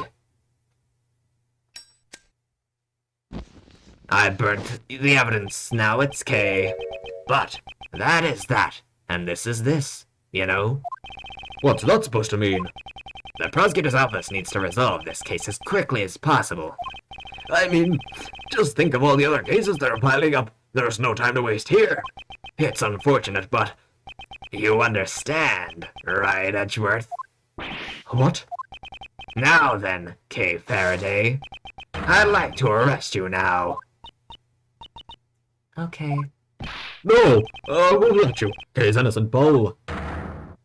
Kay's fine with it, let's just let it be. To defy Chairman DeBest is to defy the law. Justine caught him, or like just caught in women. The woke PIC has really gone too far this time with their lesbian and bisexual people. Wokeness. It would be a grave act of disloyalty. In other words, a hearing will be needed. Are you prepared to lose your prosecutor's badge? What? Mr. Edgeworth's badge? You can't do that. Using a prosecutor's badge as a shield. What has a PIC come to? Kay, you haven't done anything wrong. Mr. Edgeworth, it was only for a short time, but thank you for everything. I'm sorry. I turned out to be a criminal. No! We will make sure to impart your confession to the goddess of law. Okay. Ugh, what should I do? When I was young, I wanted to become a defense attorney. Like my father, I almost turned into Dick Gumshoe. Hey, look, it's me, Gregor Edgeworth. Someone who can fight to save those in need. I'm crying, this is sick and twisted. Wait. Killing myself tonight. Hi, Greg. Yeah, hi, Greg. How are you? Hi, Gregson. Yeah. And right now, this badge is holding me back. A mere badge for the life of a dear friend. I don't even have to consider it. Wait, but I won't be able to show off my prosecutor's badge and go, I'm a prosecutor. My name is Miles Edgeworth, and this is my prosecutor's badge. All right. Farewell, Mr. Edgeworth. Hold it right there, Judge Courtney. What is it now, Prosecutor Edgeworth? Look at Blaze, he looks so silly. This is your prosecutor's badge. Prosecutor Edgeworth, what is the meaning of this? Consider this, my resignation. I am no longer a prosecutor. Mr. Edgeworth? What are you doing? Explain yourself, Miles Edgeworth. You can't be serious. Mr. Edgeworth, you're joking, right? If you were a prosecutor, then I... My only mission is to bring the truth to light. If it's the prosecutor's path to turn a blind eye to the truth, Prosecutor's path! then that title is worth nothing to me.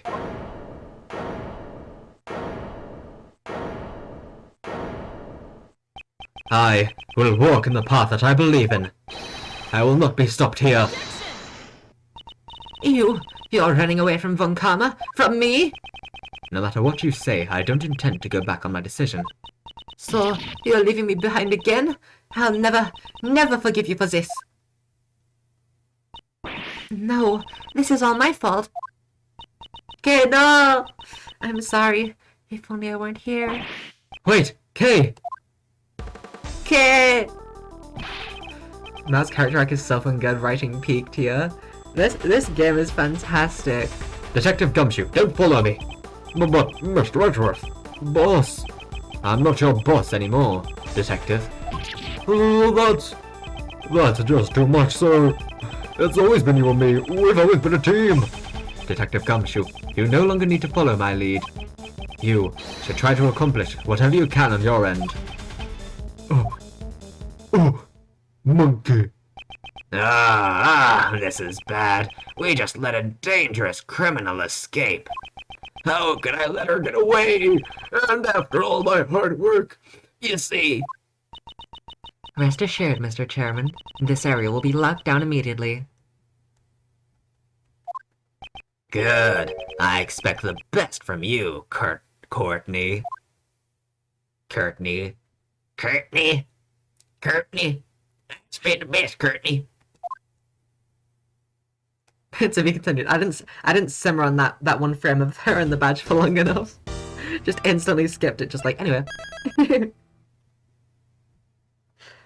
Only an hour 49 in, and we're already past the second part. We're definitely finishing for today. What if we finish the whole case today? What then?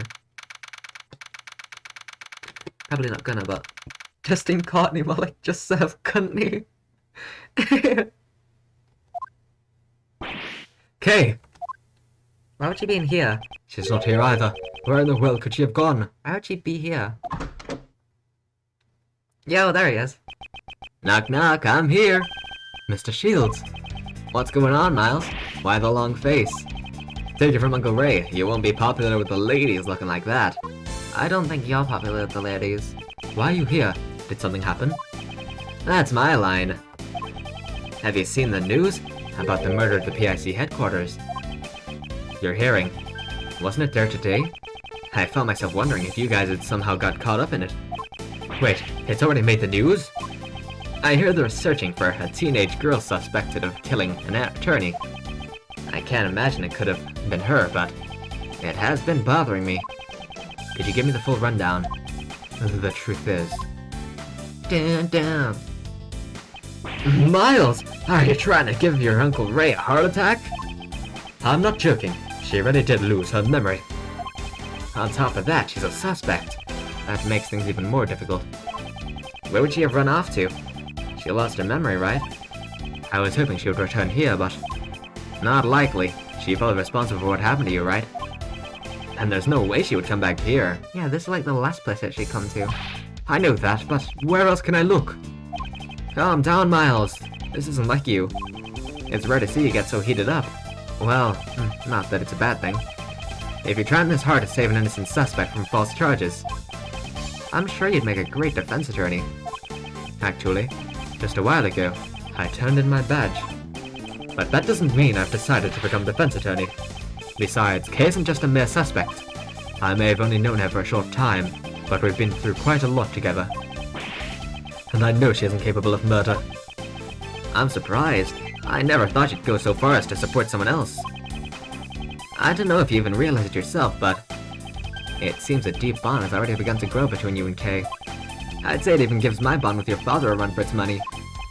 No, it's not that deep. She just keeps barging into my state of affairs. Yeah, that girl can be quite a handful. But I'm certain that something's changed inside you since you met her. I'm really jealous, you know. After all, I lost my old partner. And that's why you need to find Kay right now. I don't want you to lose your bond like your Uncle Ray did.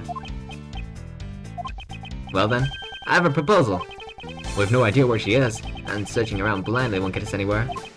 In that case, why don't we try searching for the cause of her memory loss? Maybe that could give us a lead. I see. That might be a good idea. From what she told me, something must have happened to her at the Grand Tower. Great, that's it. Let's get going then. Hey, at the very least, could you stop looking so grim? If you say that way, Kay probably won't want to come back at all. Good grief, I'm no match for this man.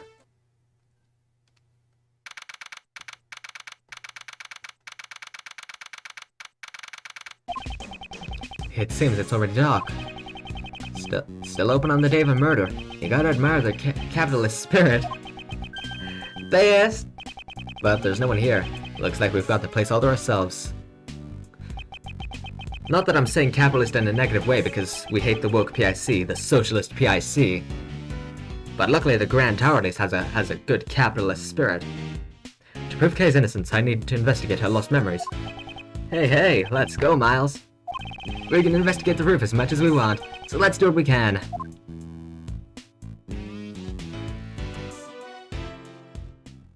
I shake my head. Do what we can, huh? I suppose that's all we can do for now. Begin investigation! Let's go! Yo, what up, Raymond? A unicorn? Oh, and Karen. It's a statue of a pony. Oh, no, it's a... Because I saw the horn, I didn't see the wings. There's also wings. What is it if it has a horn and wings? That's not a Pegasus, right? Or would it be with both? I don't know. It's a statue of a pony sparkling in the twilight. The statue of its wings. Perhaps it's Pegasus, the flying horse of myth. No, there's a horn on its head. Could it be the legendary unicorn? But I thought unicorns didn't have wings. What's this? There's a plaque at the bottom. The title of this work is written on the plaque. A magical contradiction. I suppose the only part of this work I was able to understand was the contradiction part. My Little Pony reference. Ah, this must be the infamous Twilight Sparkle I hear so much about. I'm gonna look through the binoculars, the bisexual oculars. If you insert a coin, you can use these binoculars to get a nice view of the city. I'm sure if Kay were feeling better, she'd be happily glued to them. For her sake, I must thoroughly examine every nook and cranny of this viewing platform. He's so sweet. Yo, what up? Miles Edgeworth, so we meet again. What are you two doing here? Well, we came all this way, so I thought we'd buy some cotton candy. And what about you? You want folks to get the wrong idea about you? Do not worry, I will decide my own actions. You're just a no-good ex-prosecutor. It's no wonder you got the axe. Wait, what? You got fired? You needn't be concerned with what happened to me. Are you sure? Oh yeah. What happened to Kay? Huh? Was there some sort of trouble between you two? Anything I can do to help? How about an injection? It's fine. If injections are answer to everything. Oh right, it's getting cold, isn't it? Let's go home. Well then, Mr. Miles Edgeworth. Let's meet again soon. Oh, bye-bye. Now I can look at the cotton candy. Cotton candy? Cotton... Wait, what's this? This TV seems to be used for showing advertisements for the companies at the Grand Tower.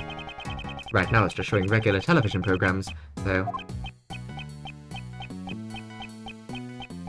I love watching TV. My Little Pony is currently on. Wait, what am I watching this for? The Steel Samurai doesn't air today.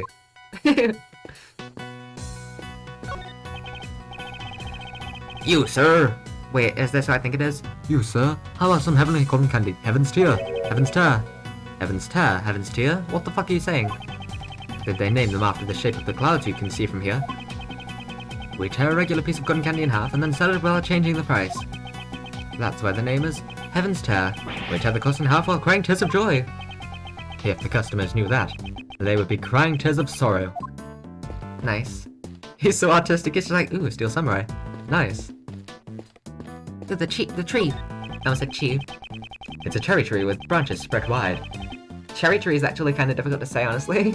Cherry tree, cherry tree, cherry tree, cherry tree, cherry tree, cherry tree, cherry tree. With branches spread wide, the flowers are nearly in full bloom. According to Kay's testimony. Before she was pushed, she was standing under the cherry tree. Hey, what up, Raymond? Why do you think Kay lost her memories? Was there something she wanted to forget? Miles, did you say something horrible to her? Of course not. I would never say anything that cruel to someone. Well, I might have said some unkind things to Detective Gumshoe in the past, but... I see. Now I feel bad for the big guy. It's a statue of a creature, with the body of a lion and the beak and wings of a bird. These statues seem to be guarding the entrance to the peaceful park. It's an immaculate work, down to the last detail, but since it looks so fearsome, wouldn't it frighten away the visitors to the park? I have to, like, look over the... I already looked in the hot dog stand. Sorry, I keep on saying hot dog stand. It's cotton candy, not hot dog. I don't know why I keep on... I don't keep saying it, but I keep thinking hot dog, and then I keep catching myself. The person in the red raincoat who pushed Kay off the tower. She said they came toward her, from the direction of the stand. Why, we're nowhere near the stand. From that we can deduce. Kay was pushed over the railing on this side. Why did we have to stand over here to deduce about the cotton candy stand? The railing is about as high as my chest. It's unlikely that someone could fall from here accidentally. I don't see any particular problems with this railing. His cravat flutters so much. What the heck? Ah! Was she in the tree? Care. Ow. Okay. Don't mind me. I was just admiring the view beneath the tree. Did you just fall out of that tree? I didn't mean to fall. My foot slipped. She's so silly. She is. Oh, goodness, Kay. Wait. You're a suspect and yet you remained at the crime scene. That's not a smart thing to do. Even if you have memory loss, shouldn't you have realized this much? This whole time, while you were playing this silly game of hide and seek. I've been worried sick about you. He's been worried sick. Lost her memory, but not her silliness. Silly queen, stay silly. Are you angry with me? Of course I am. What? Don't say that. Answer me. What were you doing here? Edgeworth, what the heck? It made me sick. Did you think I'd let you off the hook that easily just because you have memory loss? That's not it. I came here because I thought I could get your badge back. What? If I don't regain my memories, you'll never get it back. I thought if I went back to where I lost my memories, then maybe I would remember. If I could just remember killing her. That's funny. You're still the same as you were before you lost your memories. Your thoughts and actions have always exceeded my expectations. Without a doubt, you are the Kay Faraday I know so well. However, I cannot approve of your recklessness. I understand. God! You get 0 style points, Miles. Or more likely, negative points. Here's how it's done. Kay, how about a hug? She does not remember you, my dear fellow, and even if she did, she didn't want a hug. Okay. No! Well then. Mr. Shields. It was just a joke, honest. So it was just a joke. Yeah, where's the punchline, Ray? This kid's rewinding my brain. They're so family. They are. They are. We interrupt this program with breaking news about the Grand Tower murder case. The police believe the culprit is a teenage girl who was present at the crime scene. I don't know what's happening to my voice. Yeah. She remains at large as the police continue to search for her whereabouts. I'm Inspector Gregson for some reason. Yeah. Oh dear, this is getting pretty serious. Inspector Gregson of Scotland Yard is on the line. I don't even know who that guy is. Back I left to eat, welcome back. That was kinda lame for this, not gonna lie, yeah. Ray dropped the sickest line ever, then the next kiss he's just lame. Yeah, what the fuck? He was so cool last kiss, and then now he's just back to, hey, you want a hug? It's just a joke, it's just a joke. Like, bro, you're weird. That's weird. That's a weird thing to do. Stop doing that. And then I'll like you. I'll like you when you stop doing that. Well, gang, what's the plan? We don't have much time. Indeed, it's only a matter of time before they find us here. So then, why don't you tag along with us for a while, Kay? But I'll just cause trouble for you again. It pains me to say this, but I've got nothing left to lose at this point. Mr. Edgeworth. That settles it. We're all in this together now. We're all in this together. Miles, you're in charge of proving Kay's innocence. Failure is not an option. Yes, I understand. Kay, I want you to help Miles with this investigation as much as you can. Yes, I'll do my best. let's be quick about it, before the cops find us here. Unlike some people, Uncle Ray still has a lot to lose. Sheesh, if I lose the law office, I'll never be able to face Gregory. This man. That man.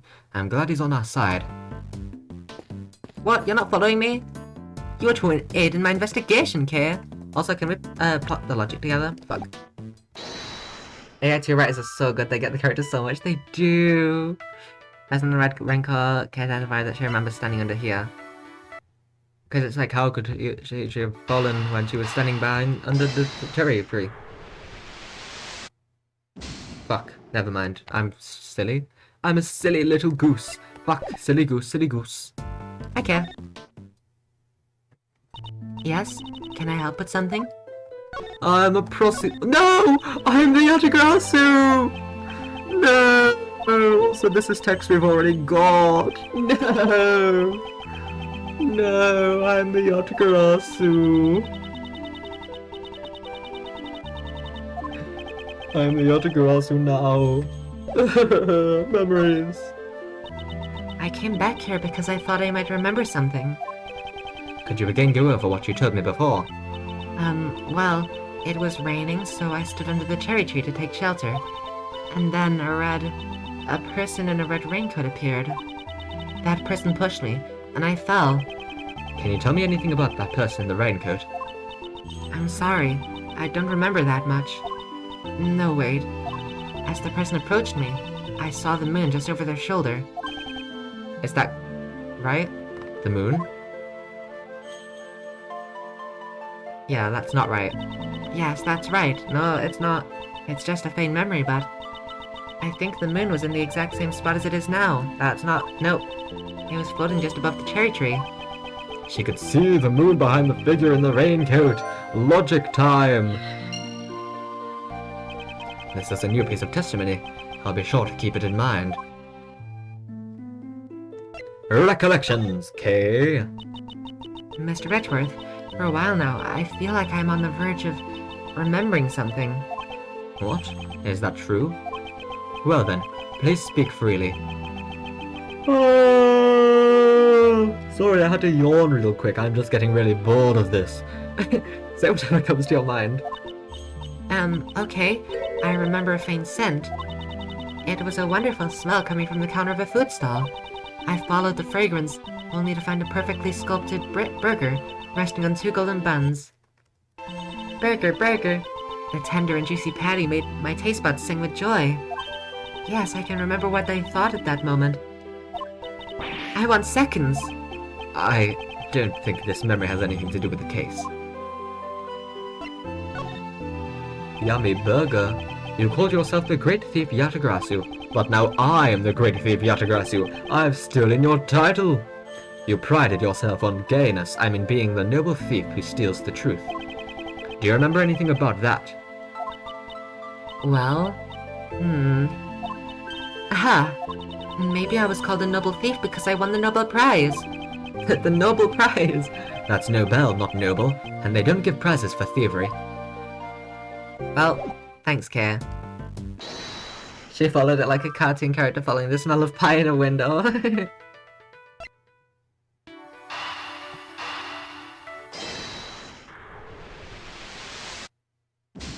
What? She was standing under the cherry tree and then she— Oh my god. It's actually the other one for no reason in particular. You silly, silly goose. That one's stupid. That one's stupid. Because it does work. It does work! That's silly. I don't like that I got penalized there. I'm pissed. I'm salty. If I recall Kay's testimony, which just happened, the person in a red raincoat approached her from behind the candy stand. Then, Oh, I'm getting bored again. Oh yes, this is so boring. Sorry, I keep yawning. then this person supposedly pushed Kay over the railing opposing to the stand. Moreover, Kay said she saw the moon over the person's shoulder. However, earlier I confirmed that the moon is floating in the opposite direction. And on the night Kay lost her memories, it seems the moon was in the exact same spot. Therefore, the positions of the moon and the person in the raincoat don't match up. Her memories have probably become confused. After all, had she actually been pushed over the railing, she couldn't have survived the fall. Perhaps I should question Kay's memory of where she fell.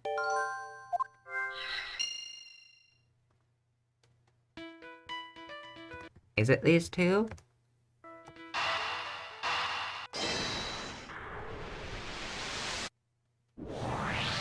Blammo. Kay was not pushed over the railing on this side. After all, if you fell from here, you wouldn't even be alive in the first place. But I'm certain I was standing under the cherry tree. If I fell, then the only place I could have fallen was over the railing. Well, maybe the ground just opened up from under you and swallowed you up. The ground here can open up? How? No, it was just a joke, Kay? Please don't take it so seriously. No, strange as it may sound, that may actually be the truth. Even if it's only a small chance, it matters not. Let's try searching the area around the tree. Yo, what up? I want to fall, I want to fall. Gee, I fucking wonder. Kay could not have fallen over the railing. There must be something around here that proves it. Something. I can't think of where it would be. Oh, is it the tree roots? Is it the railing? What could it be? I don't know. His jokes suck ass, I'm crying. Yeah, there's never a punchline. It's just I say something creepy. It was just a joke. It looks like a maintenance hatch. Okay, maybe it fell down here. Nah, just kidding. There's no way something like that could happen. I'm sorry. I just can't remember if... No, that was just a joke. No need to take it seriously. Right. So when should I take you seriously then? When indeed. Well, if you jumped into Uncle Ray's arms, you're weird. Mr. Shields, it was just a joke, Miles. It was just a joke. A joke, you know? Oh, I get it. No one ever takes you seriously. Ouch. That stung a bit. It's true. Fuck. There's nothing unusual about this area. Where was it? There was something very specific. Oh, it's the leaves. Flower petals are scattered all over the ground. Sorry, petals. His jokes are just him saying shit. Yeah, he just says something and then someone's like, hey, what the fuck? And then he's like, hey, it's just a joke. The blossoms are not... I thought that said bosoms. The blossoms are not yet in full bloom, so the strong winds up here must be the culprit. Personally, I'd appreciate it if they spent a little more effort cleaning these petals up. Why? They look pretty, Miles, you fucker. You little bitch. Da-da-da-da! Do we have another piece of logic? No. Well, I'm out of things. I don't have my other piece of logic, so I cannot deduce what that hat could possibly mean. Yo, top. Yes, can I help you? No. See ya. Raymond! I can't believe this incident's already on the news. I wonder how they caught wind of it. Maybe they're doing a live report from the helicopter over there. Uncle Ray's gonna be on TV. Miles, make sure you tune in! What is he thinking at a time like this? Can I look at the hatch itself? Oh, I can! The person in the red raincoat who pushed Kay off the tower, she said they came towards her. Nope, never mind. This is the railing.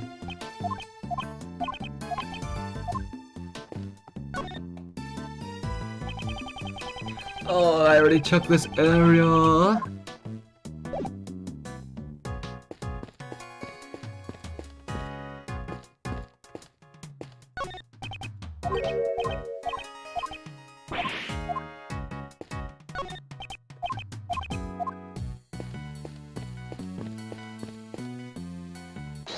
Wrong thing.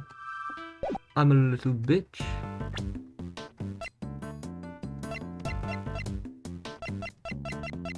Well, I have to present something to Kay, I guess.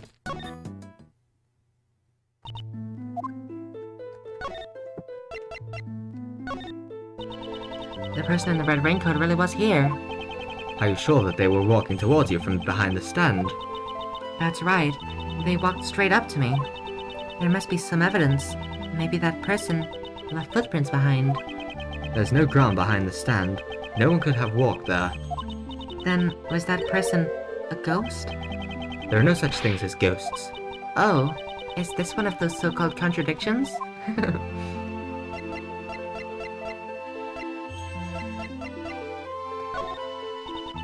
This letter, it's a promise I made, right? If you can call conspiring to commit a crime a promise, then yes. A crime? But I was the one who wrote this letter, right? This letter is not handwritten. We cannot be certain that you wrote it. Is that so? Want to look at a dead person? I'm terribly sorry. Even if you give me that, I still don't remember anything about you. Oh no! Come on!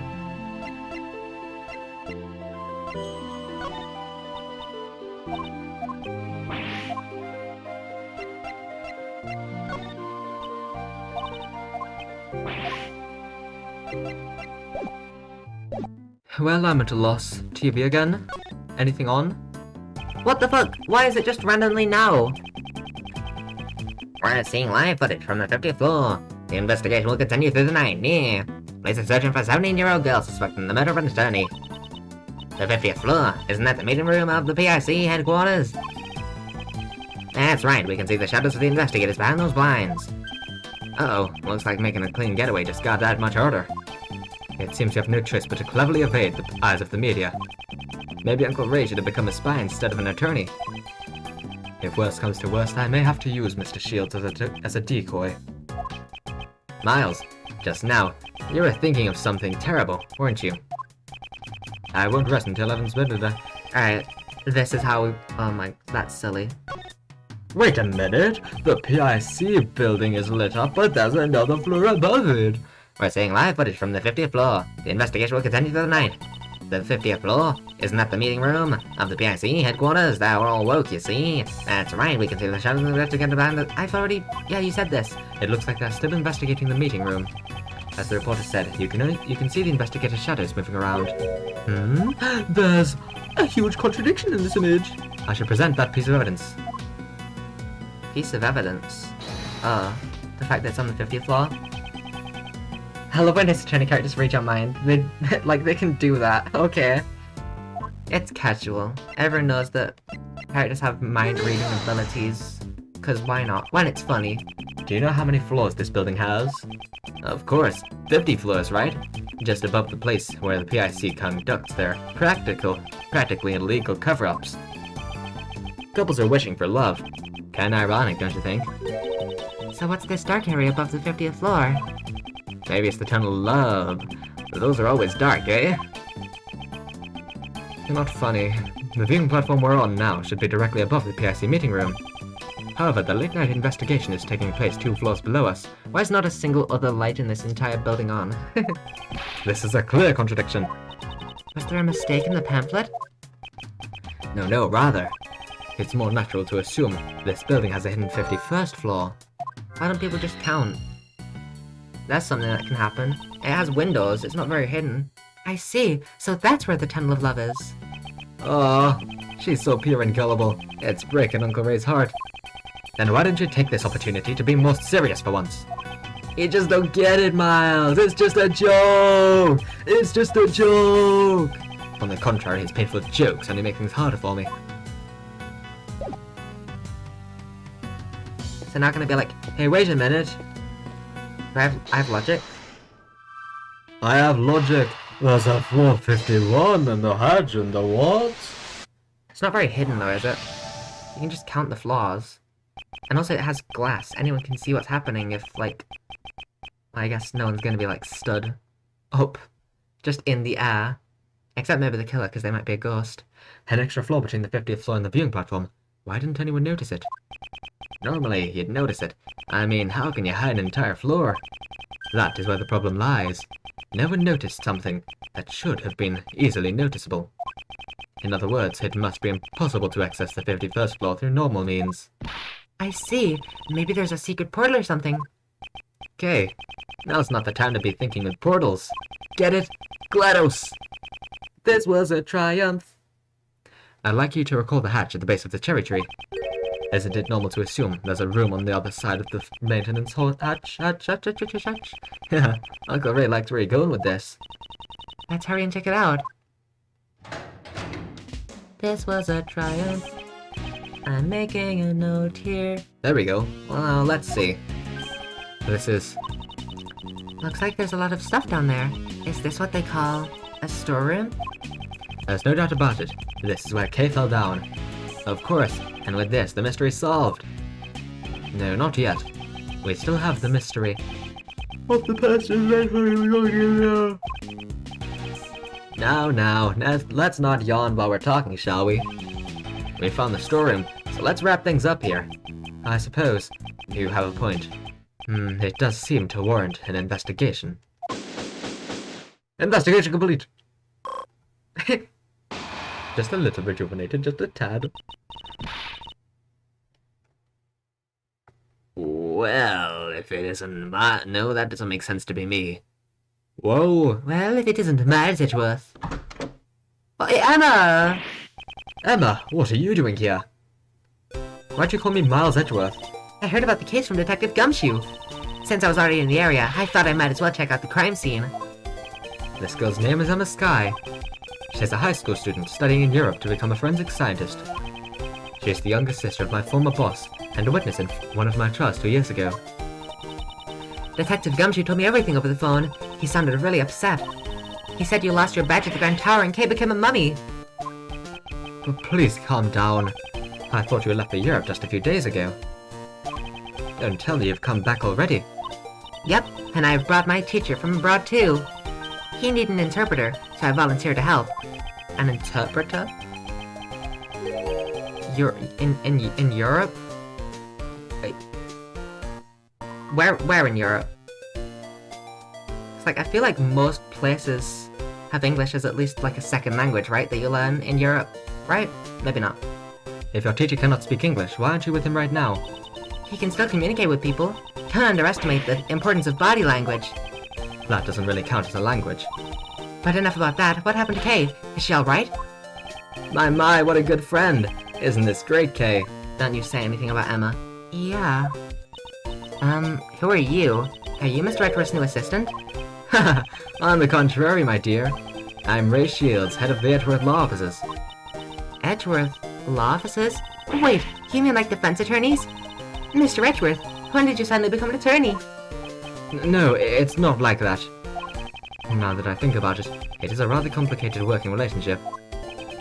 Don't sweat the details. Let's start with an introductory hug. Let's not. Why'd you become a defense attorney, Mr. Edgeworth?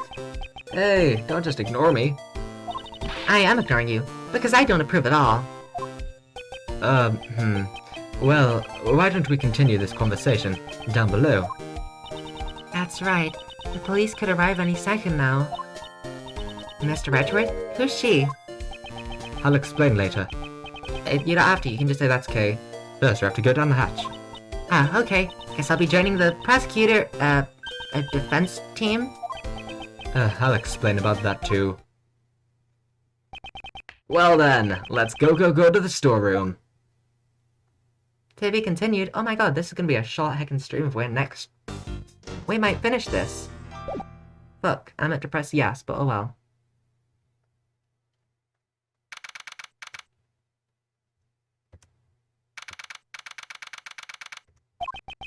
It's pretty dark down here. I can't see a thing. Watch your footing, Emma. Ouch! I think I hit my head. Okay, be careful not to slip. Take your time coming down. Ah, okay. The light switch should be somewhere around here. This is... And I have a lot more context for this room. Look, it's the suitcase. And Grossberg's picture, I already know about that. But look, the zinc thing. Zinc's, Mr. LeBlanc's thing. I have a lot more context for this room now that I've played Investigations 1. The hidden 51st floor. Is it being used as a storeroom? We'll need to investigate it thoroughly.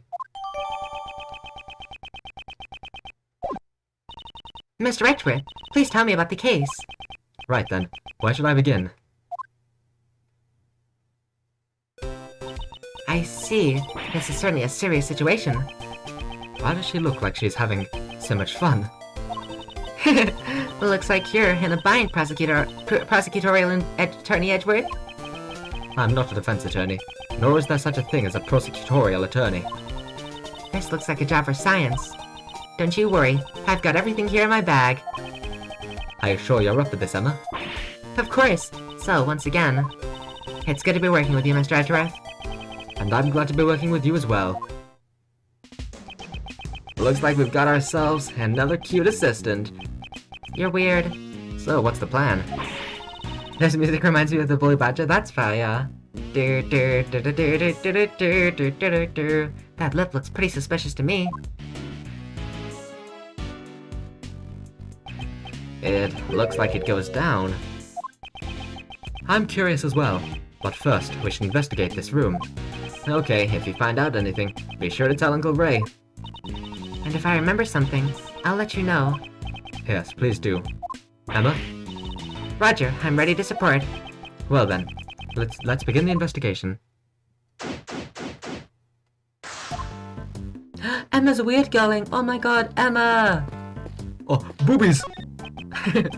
These are. Oh my god. It's the lantern. Is that the Babali's ink? The Iron Infant? What is it? The items displayed on this shelf here, if I recall correctly. First guy moment right there.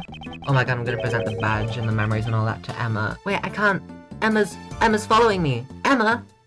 They're all evidence from past cases that I was involved with. What are they doing here? Oh, and is that misused perfume? I guess that would make this place the PIC's evidence storeroom, huh? These items should be kept in the care of the police. Don't they keep evidence in the prosecutor's office? Only for current trials. However, once a verdict has been reached, the evidence is transferred over to the police department and stored in the evidence room. But it looks like the evidence has been stored here instead. There's no point in worrying about it. By now, I should try examining everything. It looks like some of the evidence have tags in front of them, and there are numbers written on the tags. Maybe they're the ID numbers of the evidence. No, based on how large these numbers are and the nature of these items, I'd say these are prices. Prices? If that's the case. Wow, these are ridiculously expensive. She seems more concerned with the high prices than the legality of this whole affair. The evidence on display. I should inspect every nook and cranny. Boobies! This mannequin. I've got it, according to my scientific reasoning. This is something you encountered in one of your past cases, right? No, it's not. This is the first time I've seen this mannequin. It seems completely unrelated to the other objects in this room. There's no price tag in front of this mannequin, either. So then why is it here? It looks like some of the evidence have tags in front of them. Yeah, no shit. And there are numbers written on the tags. Maybe they're the ID numbers of the evidence. We've already talked on this, what the fuck?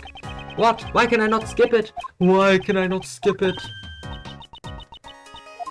I just wanted to look at everything and at all of the evidence and be like, yo, this is evidence. Ink and a lamp. Both are evidence that I've handled before. Why is all this stuff here linked to you? Many of the items here are objects that I've handled just a short while ago. But it's probably only coincidence that they're all collected here. A coincidence? I never thought I'd hear you say that word, Mr. Edgeworth. No matter how improbable, if it fits with the facts, then we must accept it as the truth. Isn't that the same with science? Ah, we should discuss science in detail someday, Mr. Edgeworth. Fuck, I thought I'd be able to look at it. There's nothing of interest here. You dumbass. Can I not look at them? What a cute doll. It kinda looks like the Steel Samurai. It's the Iron Infant, son of the Steel Samurai and the Pink Princess. He was destined to become a hero of justice from the moment of his birth. So much pressure rests on his tiny baby shoulders. And yet he carries himself with a grace and dignity that belies a toddler of his age. Hello, Mr. Edgeworth? Are you even listening to me? Of course I am. Mouse is an Iron Infant, Kenny. He so is. Aw, how cute. This stuffed animal is so fluffy. That's from Gold Lake. Thank you, we remember. It should be in the care of the prosecutor assigned to that case right now. Why is it sitting here in a place like this? Huh? This little guy's missing his left horn. His left horn. I'm pretty sure it was already missing when I first saw it. Then this must be a defective product. I demand a recall. Now that I think about it, giving a broken toy to a country's president does sound strange.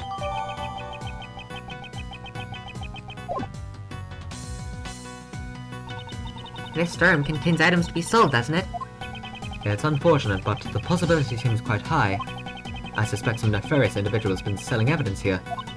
And people actually pay money for this stuff? Apparently, some people do. The price tags are proof. Different strokes for different folks, I guess.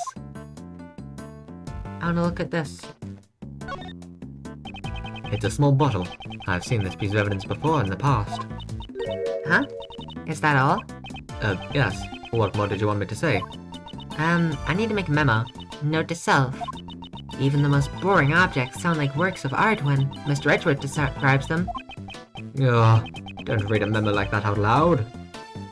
Can I look at this? Or is it just gonna say price tags again? That's strange. Only this one spot is empty. But it still has a price tag just like all the others. Indeed. Furthermore, there's a part of this cloth that is not covered in dust. Perhaps something was placed here not so long ago. Oh, that's dust. I thought that was just a pattern. I see, it sure seems like it. But what could it have been? The star-shaped mark in the dust. I wonder, could it be related to a certain piece of evidence?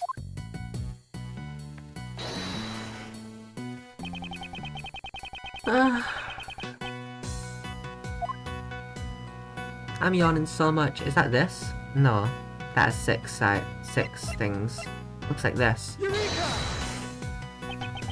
This dust pattern matches up perfectly with the base of the candelabra. The candelabra. It's likely that the killer got the candelabra from this very storeroom. Does that mean the candelabra is also a piece of evidence? It's quite possible. However, that is not the issue here. The murder weapon originally came from this storeroom. We must keep that in mind. Give it up, Emma. Oh my god, it's the monkey. And the badger. What's this? It looks like a giant head.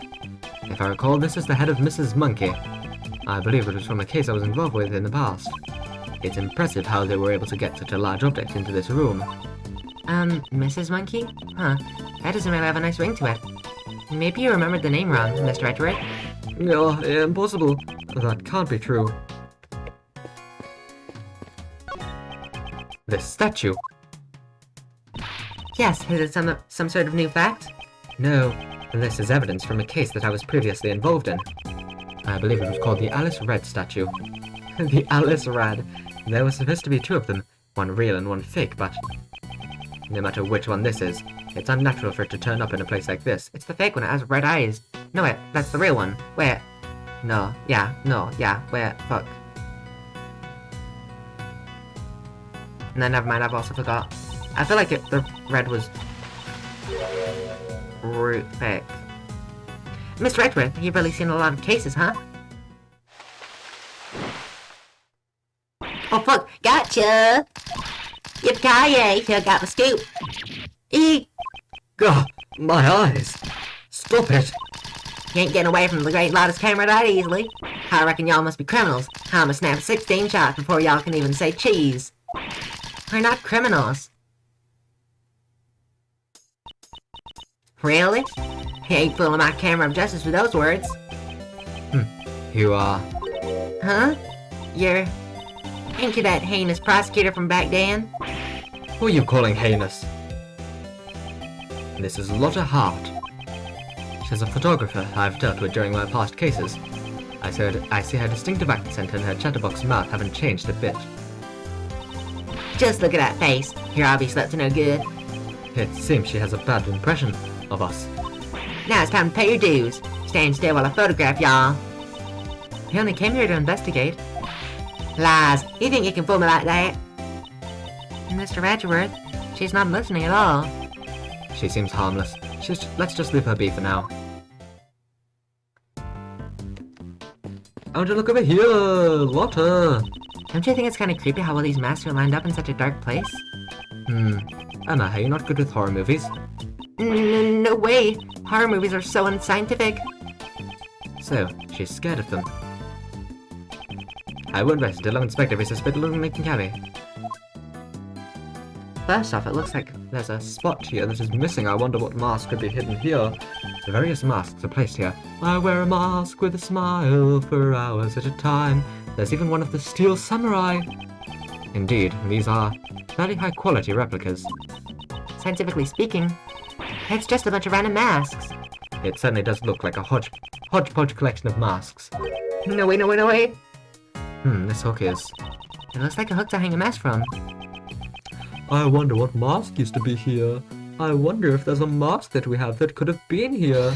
I'm gonna deduce this first, but then I'm gonna look at all the masks, because I think all of them have separate dialogue. I don't remember, but I think so. The German ninja mask that Kay had with her. Perhaps it was originally attached to this hook. Attached. That sounds plausible, scientifically speaking. In other words, Kay came here? It's quite likely, but for what purpose? Maybe she was gonna steal something from this place. A great thief who steals the truth, huh? No, I don't think we can answer that question at this time. This was a onion coupon?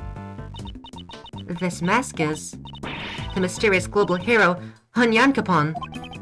Why are you so surprised? Mr. Edgeworth, don't you know? Everything about this show is shrouded in mystery. From the production company to the broadcast times. Even the merchandise is hard to find. Wouldn't that mean the company simply went bankrupt? It's Captain Saipan. He's really popular in Europe.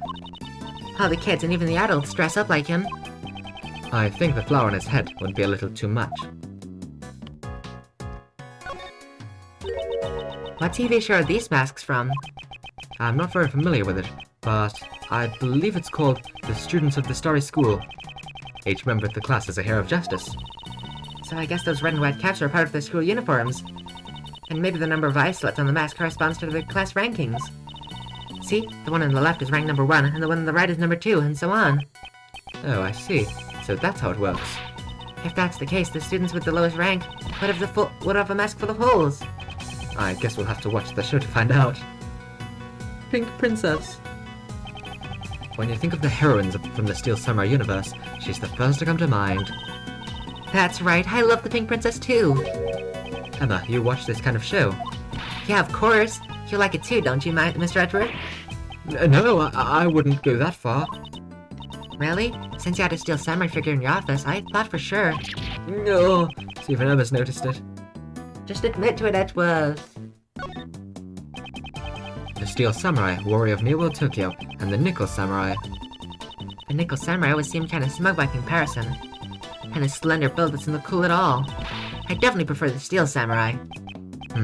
It seems she has good taste.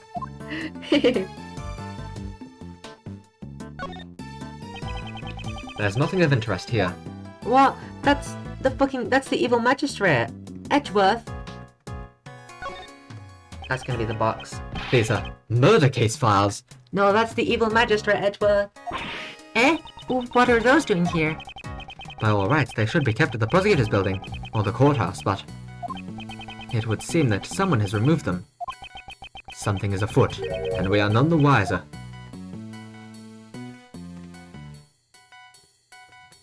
Well, we didn't check, by the way, if we examined everything. I already checked this area. Da da da da da da da. Da da da da da da da da da da da. And I already checked this area.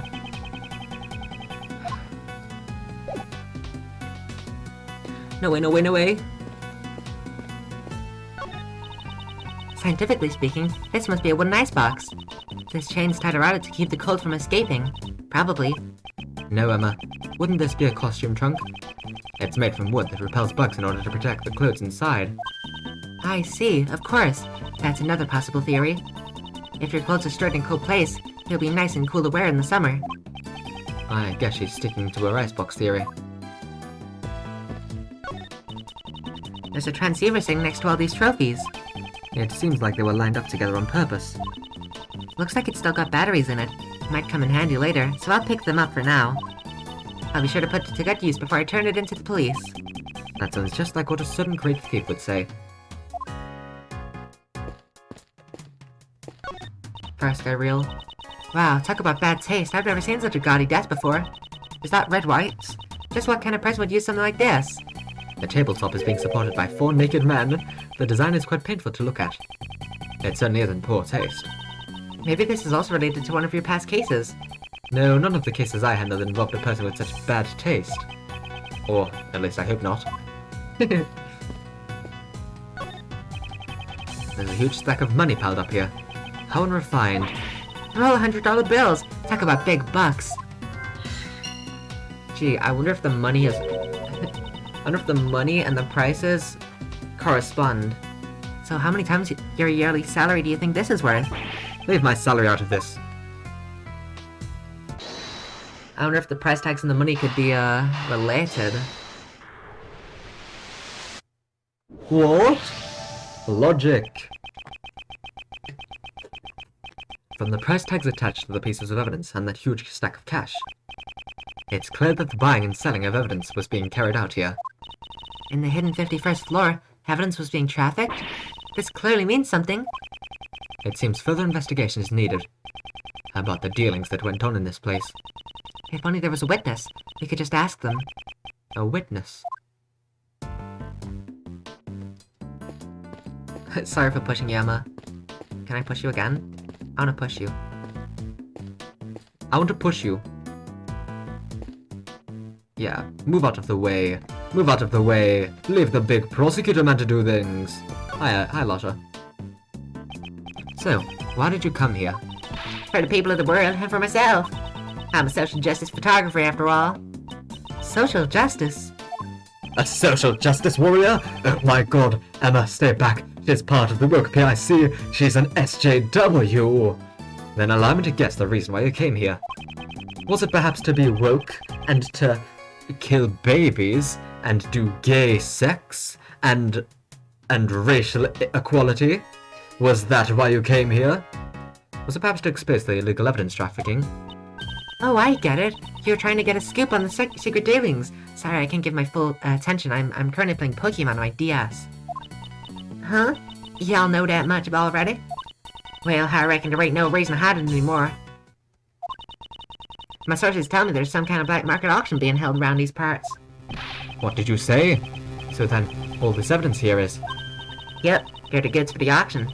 There's a lot of dirty money flying around here. I want to try to catch it with my own 2 eyes. My source gave me a whole bunch of info, but I figured just hearing about it ain't enough. Seeing's believing after all. So I've been staking out the place from behind this here statue since yesterday. The auction took place late last night. I went on until the early morning. A murder on the night of the black market auction. Could the 2 events be related? I'm, Yatagarasu. That badge is... It's the genuine badge of the Yatagarasu. Perhaps we could trade some information. Not a chance. The Yatagarasu ain't nothing but yesterday's biscuits. I need something with more impact. That there badge won't stir up nothing interesting. Stir things up? Don't tell me you intend to spread false information. Can't be dragging my name through the mud. I just want to spice things up a bit. Maybe dress it up a little, might add some juicy bits here and there. You shouldn't compromise your stories with fabrications, Miss Hart. Well, I have a body. Let me just say, if you're trying to grab my interest, you gotta bring me something that actually smells like a scoop. I guess this didn't catch her interest. Is there anything that smells like a scoop? I think I'll just leave it. The auction. Black market dealings in the Grand Tower. Guess I really hit them under load this time. Were all the items in the auction pieces of evidence? There was some normal stuff too, like stolen art and the like. I wouldn't consider stolen art to be normal. But I reckon the evidence was to start a show here. These folks are law fanatics, trying to get their hands on the latest goods from the police. So that's what you wanted to get pictures of, Miss Hart? Pretty much. They were meeting right under this very storeroom. So I watched them from up here. You said you were here since yesterday. Did you witness the entire event? It was a black market auction after all. They followed a fairly detailed procedure. First, the participants entered the storeroom from the viewing platform one at a time. The Alice Red statue. When they got in, they each took one of them masks on the wall over there. Funny thing about those masks, they're all equipped with voice changers. itty bitty ones. That way they wouldn't be recognized. They wanted to protect their anonymity. You mean their anonymity? Yeah, that's it. Their anonymity. Why not just say identity and make things easier for all of us? After putting on the mask, they'd go down the lift. And that way, they could protect their anonymity. But on the way back, it was the exact same thing, but in reverse.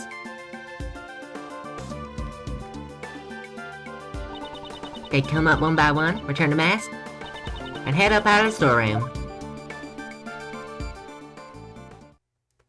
Wow, that's pretty thorough. How many participants were there? 11 people altogether. I counted each of them as they made their way down.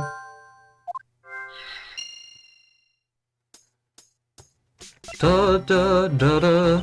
I'll have you know, I wasn't just laid up behind this statue the entire time. Then where were you in the beginning? The beginning? Well, don't you worry yourself about that, you hear? So, she was hiding behind the statue the entire time. I watched the folks coming in while lurking in the shadows. All secret agent-like. Note to self, secret agents like to lurk in the shadows. And then, they use that lift over there to get down to the auction site. After they all went down, I watched the whole thing from the lift. Did that lift stay down the entire time? No, it came back up, but there's a tiny gap in the floor there. There's a bit of space between the floor and the lift platform, you see? So I could just about see everything that was going on down there. Then did you see the person who was conducting the auction? Eh? Well, yeah, you betcha I did. What kind of store would this be if I didn't know who the conductor was? The conductor, huh? It seems I'll need to ask her for more details. Do you have any more information about this so-called conductor? Fuck. Keep pressing Alt instead of X. You know, I came to get anonymity. I came here to get me a scoop. What makes you think I'd give up my info to you all willy-nilly? Basically, what you're saying is, you don't know. I see. So that's why she won't answer. What can I say? I couldn't even tell how old they were, or if they were a guy or gal. Can you tell me what the person was wearing at the time? They had on a white jacket with a purple flower, and they were wearing white gloves. But, you know, that don't mean much when I have no earthly clue who they really are. So, the conductor's identity was hidden, just like the participants. That's right, they had on a mask and a voice changer, just like everyone else. What kind of mask did this person wear? And why am I not like at all questioning what you just said that they're wearing? Why am I not saying like, wait a minute, that sounds familiar? It was a Zervan mask, I reckon. Zervan? What in places is that supposed to be? Mr. Edgeworth, you don't know about Zervan? He's the sworn enemy of global hero on Yankapon. Zervan, the ruler of time. Seriously, who hasn't heard of him? Most people, I'd imagine. Since the conductor wore a mask, I assume you were not able to see their face. Not even a teeny weeny bit. And after I came all this way from my big scoop, this whole story's turning out to be none but fool's gold. The conductor wore a white jacket with a purple flower, white gloves, and a mask. I wonder who this could be. That set of clothes seems familiar. Perhaps I should show her that piece of evidence. Huh? What? You said the conductor wore a white jacket with a purple flower and white gloves. That's right. They sure look spiffy for a criminal mastermind. Miss Hart, did they look anything like this? Hey, that's it. That's the conductor. Hold your horses. Are you telling me the conductor's dead? She's the victim of a case we're investigating. Her name is Jill Crane. Have you heard of her? Can't say I have. So, she was a lady, huh? What kind of gal dressed like that? She gets her kicks by fooling me into thinking she's a guy? What? I doubt that her intention was to deceive you. Setting that aside, we've established something of major importance. The victim was the conductor of the black market auction. I see. So the conductor was killed. Then that might explain. Explain what, Miss Hart? No. It's none, honest. Miss Hart, you clearly sounded suspicious just now. And I'm telling you, I ain't. Can't be. Sorry, were you trying to say something? No, I ain't. I ain't said nothing. Please don't be like that. Just tell us. How many times do I gotta tell y'all? I'm a journalist. Information's what paid the bills. I can't just go around spouting everything, no.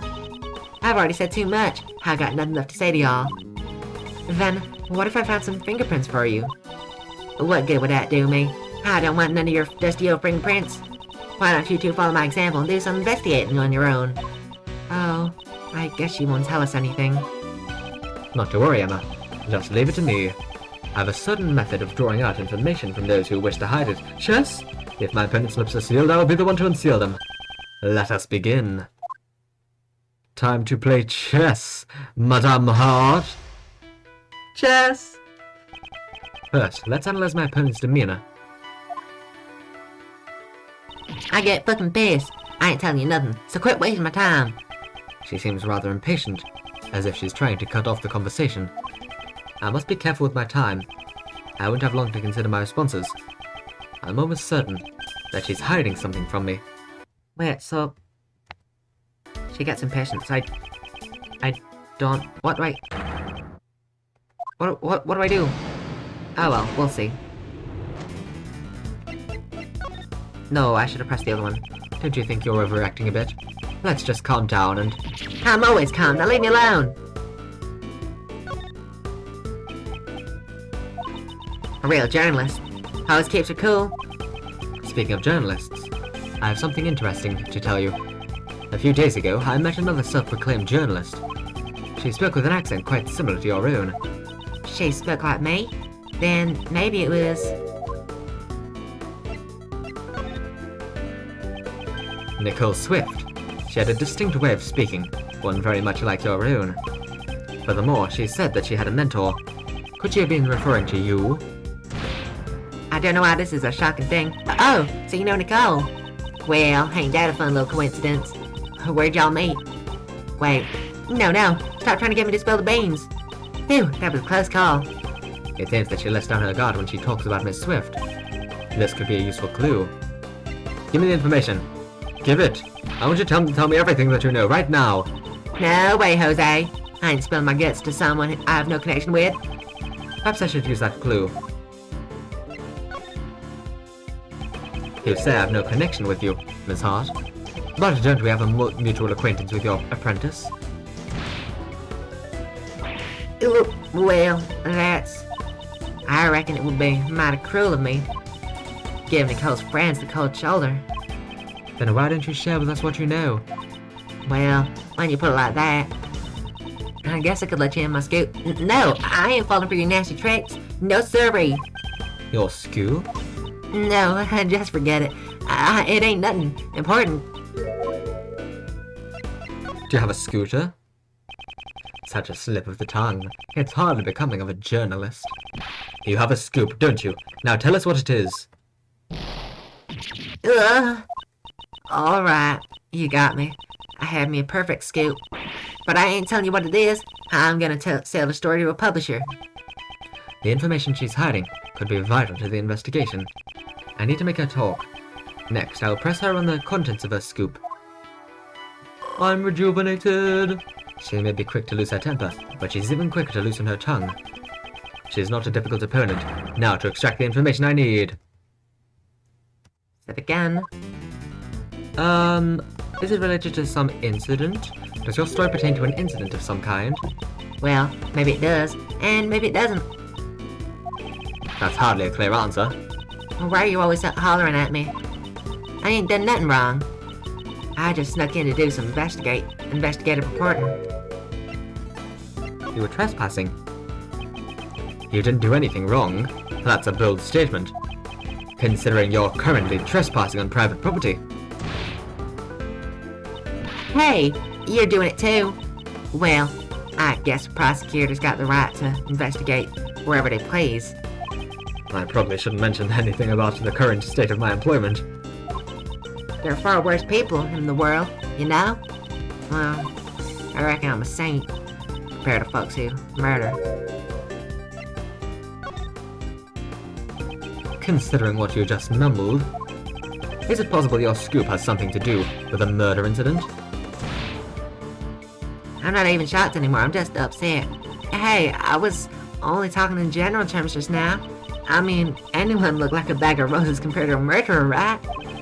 It sounds like you're just making excuses to me. All I did was gather info on the black market auction. Her murder incident? I don't know anything about that. I ain't seen or heard nothing. Clue. What?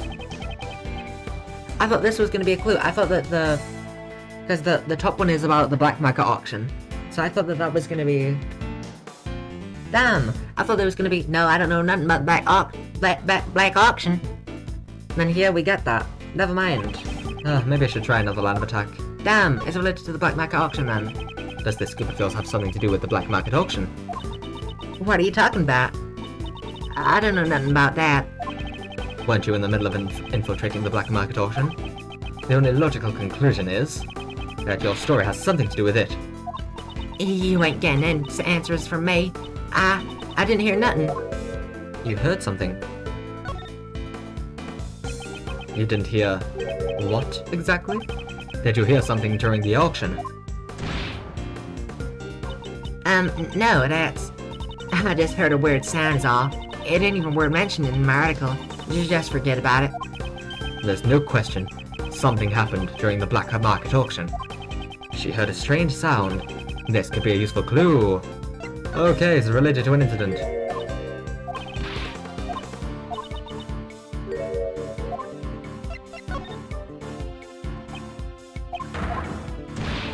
Now I gotta go all the way back.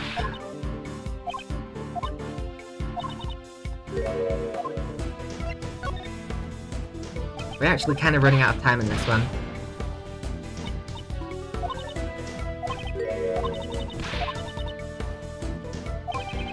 Perhaps I should use that clue. Didn't you say you heard something strange during the auction? I think that's what he was getting at when he said that she's impatient. I think it meant that the time's going to run out a bit faster.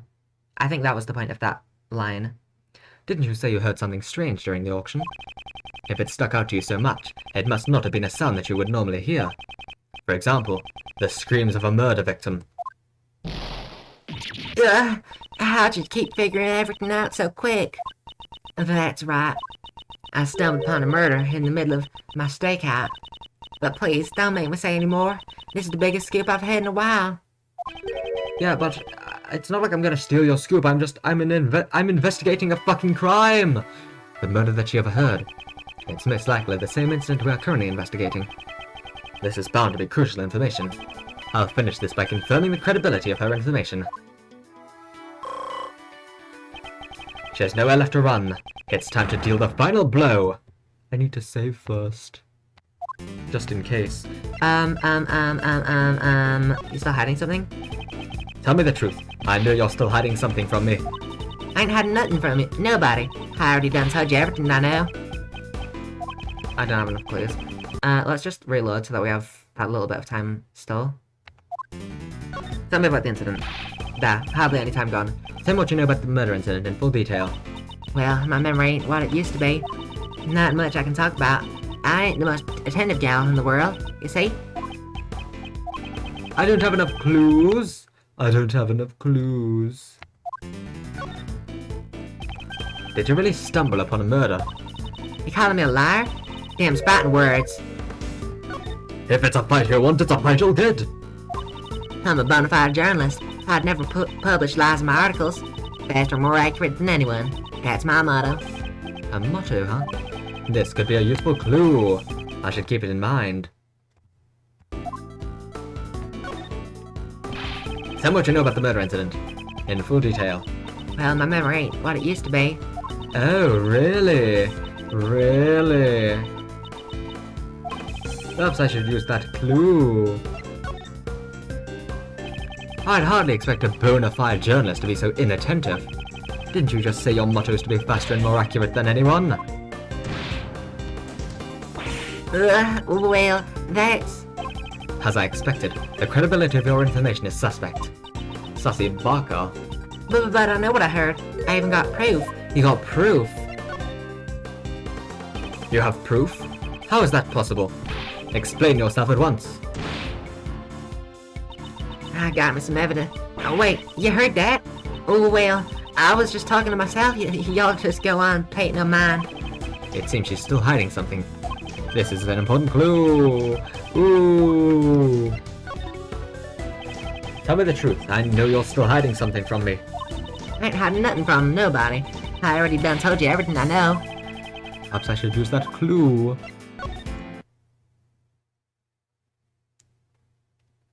Isn't there something you haven't told me yet? You have evidence regarding the incident you witnessed. Something definitive enough to publish in an article.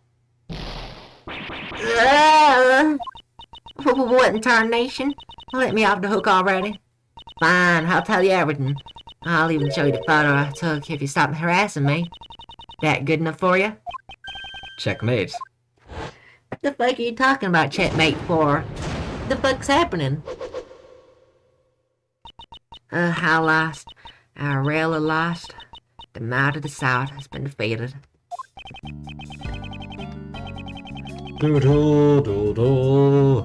Nothing. It's time to come clean. Tell me everything that you know. I was watching the auction, gathering info for my story. You didn't just watch though. You got shocking photos too, right? A little while after the auction started. Someone won a bid, and the conductor banged the gavel. Someone hollered, "We'll finish the deal upstairs," something like that. That ain't good, I thought to myself, as I hurried back to hide behind the statue. Did you see whoever came up? Not quite, but I reckon the fella that came up with the winner of the bid. I could smell the buttery aroma of big fat wads of cash. Buttery aroma? I can't imagine that at all. I reckon this room's where the bidders ponied up the dough for their purchases. Pony? Like Rainbow Dash and Fluttershy? The two of them talked for a while. Wait, there was a second person in the storeroom. Was it Rarity? You betcha. I reckon it was the conductor. My little pony moment, my little pony moment. Then out of nowhere, one of them started screaming. I almost scared my britches off. I rolled myself up into a ball and kept on laying low. So, you witnessed the murder? Well, I wouldn't say that I witnessed it, but I definitely heard it though. Didn't you try to stop them? Just stop right there. That ain't even funny. What's a dang little thing like me can do? Dainty? After that, I heard me some rustling bustling. The whole time, I was really regretting coming here or something but fierce. Well, yeah, that makes sense. I mean, but nothing gets in the way of a lot of hardener photos. This was my big scoop. Ain't no way I was gonna let it slip away. Bit later, I heard this loud thud. I figured it was my last chance to snap a photo from behind a statue. Well then, would you please show us the photo? Aw, why'd I have to? Why do I have to?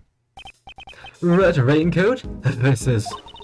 The person in the red raincoat who attacked Kay. The person in the red raincoat assaulted the victim in the storeroom. And then attacked Kay on the roof. Is that blood? There's only one person in this photo. Where's the victim? Yeah, I thought it was strange too. I could have sworn there were two of them, but when I looked, there was only the one. It's two children in a trench coat. We've solved it. But that's gotta be the killer, don't you reckon? So, she's saying the victim disappeared. Went into the clothes crate, the storage crate, the mask crate. You're able to tell this person was the culprit just by looking. Their hand was stained bright red, so I figured it was them. What happened to the auction after the murder? Nothing really. It just went on like normal. I guess those rich folks didn't give a hoot. They got some nerve. The nerve of a journalist is nothing to scoff at either. Can we look at the... It's this box, it's this box. This box. Can we look at it and it's gonna suddenly say, oh, blood.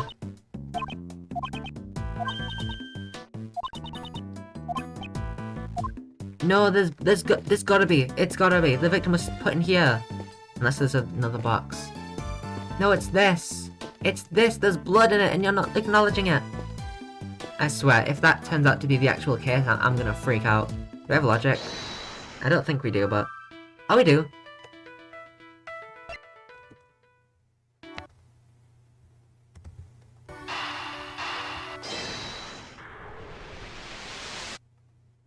Oh, never mind.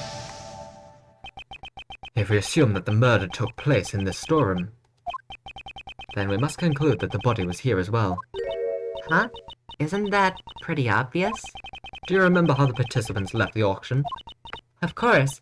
They'd passed through the storeroom on the way back from the auction. Ah! Exactly. The culprit had to hide the body, said that the participants wouldn't discover it. The real question is, where was the body hidden? It was in the chest, the crate. Emma, would you mind lending me a hand? Luminol. Leave it to me. What do you want me to do? Let's see.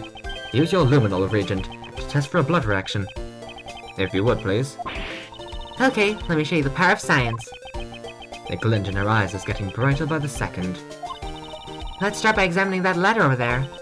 Based on Miss Hart's picture. Oh yeah, there'd probably be blood from the hand. The person in the red raincoat headed towards that ladder. Chances are something will turn up if we check there. Just touch anything you want to examine. If you do that, you'll be able to spray the luminol region at it. If there's a bloodstain on the spot where you sprayed, you'll get a reaction like this. Even so, no matter how many times I see bloodstains, they're always so gruesome.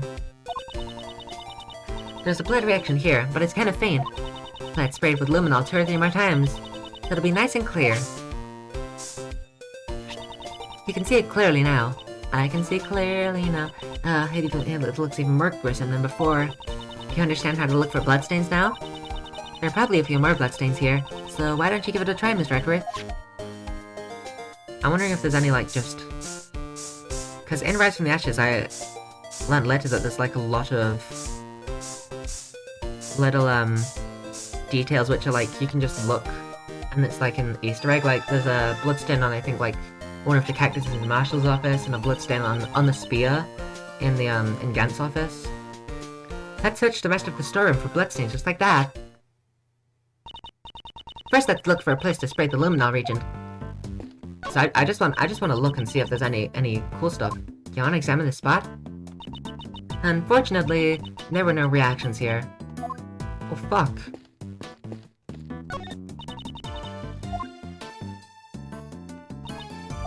I just want to see if there's any cool little there's no reactions anywhere. Oh, the suitcase. I forgot to look at that earlier. Miss Redworth, I didn't find anything there, you know. Now I can't look at the suitcase because we're looking for bloodstains. It's gotta be in here, though. I'm positive. Come on. Nook and Cammy. Oh, sorry. Who would have thunk it? Blood. It's very little blood. Mr. Redworth, there's a bloodstain here, too. However, why is there a bloodstain in a place like this? Maybe something that had blood in it was stored inside. Thanks, Emma. Mr. Redworth, there are places we still haven't checked yet. So let's continue our investigation. Ma?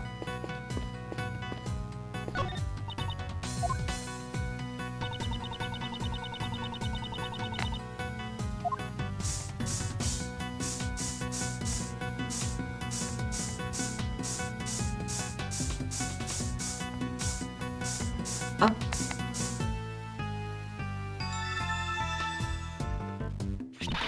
Mr. Redworth, there's a reaction. It's a bloodstain.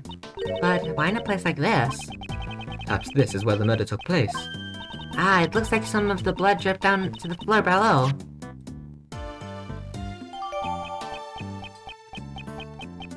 Da da da da. Da da da da. Looks like we found all the bloodstains in the storeroom. It seems we have investigated the storeroom sufficiently. No, I want to look at Miss Rhoda's suitcase. I'm pushing you, Emma. I'm pushing you out the way. Okay, get out the way. Earlier, you said that this was evidence from a case that you were involved with. At any rate, you've got to admit that this is a very strange statue. It's the Alice Red statue. Huh? This is the Alice Red statue. But it doesn't look all red to me. Wait, the name is written here. A leaf red statue. A leaf red? All is red. All is red. A leaf red. What are you mumbling to yourself about over there? No, it's nothing. Come on, let's examine some other places. I want to look at Mr. Nero's suitcase. I want to look at Rhoda's suitcase. Hi, Kay, I guess I'll talk to you. I guess. Yes? Can I help with something? I guess not. Never mind, I take it back, see ya. Anything else with Lotta? Y'all got something to say? No, not really. Raymond, how about you? Oh man, Uncle Ray's heart's pounding up a storm. Surrounded by so many you're a weird, Mr. Shields, please try to be more serious. It was just a joke. Uncle Ray's keeping a close watch over little Kay, so you can continue your investigation without worry. I don't want you watching over Case exactly what I'm worried about. Yeah.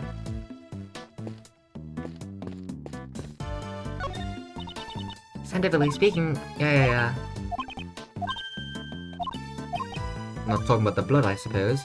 Do we have 2 pieces of logic? Oh, we do. Where was the body hidden? Yeah, I fucking wonder. It's just like so obvious sometimes that I don't even think about it, you know? It's like, oh yeah, well obviously that's where the body was hidden. But nope, we have to logic. We have to logic our bitch. Oh, I have to reach over. I have different water. It's not tap water anymore. The reason why we found a bloodstain in the costume trunk is because the murderer hid the body in that box. I wonder who won the bid for it. The trunk, I mean. That I don't know. In a certain way, everything worked out exactly as someone wanted. Hold it! Hold it! He couldn't have been in that dressing box. What do you mean? When I first came down here, that box caught my eye too. He was just the right size. Would have made the perfect hiding place. That's what I thought anyway. But I couldn't get the dang thing to open. He had been wrapped up real tight with a locked chain. The murder happened after that, so hiding the body in there would have been impossible, you know? Unless they had, like, the key, a chain wrapped around it. That's a bit strange. Well, don't you see it, you dumbass? Right now, it doesn't seem to be locked up at all. Huh? That's weird. Maybe my eyes were playing tricks on me, or something.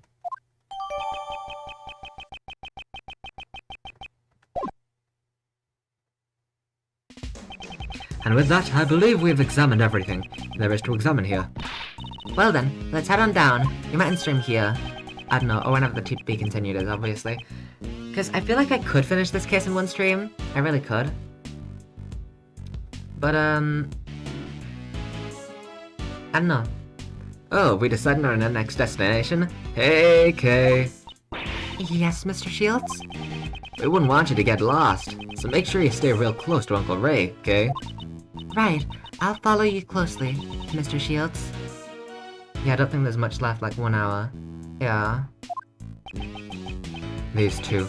Since when did they all get along like that? Since Kay lost her memory, obviously, you dumbass. That did not sound good. Holy heck, that elevator is not working. They're BFFs now? They are, they're besties. They're such besties now.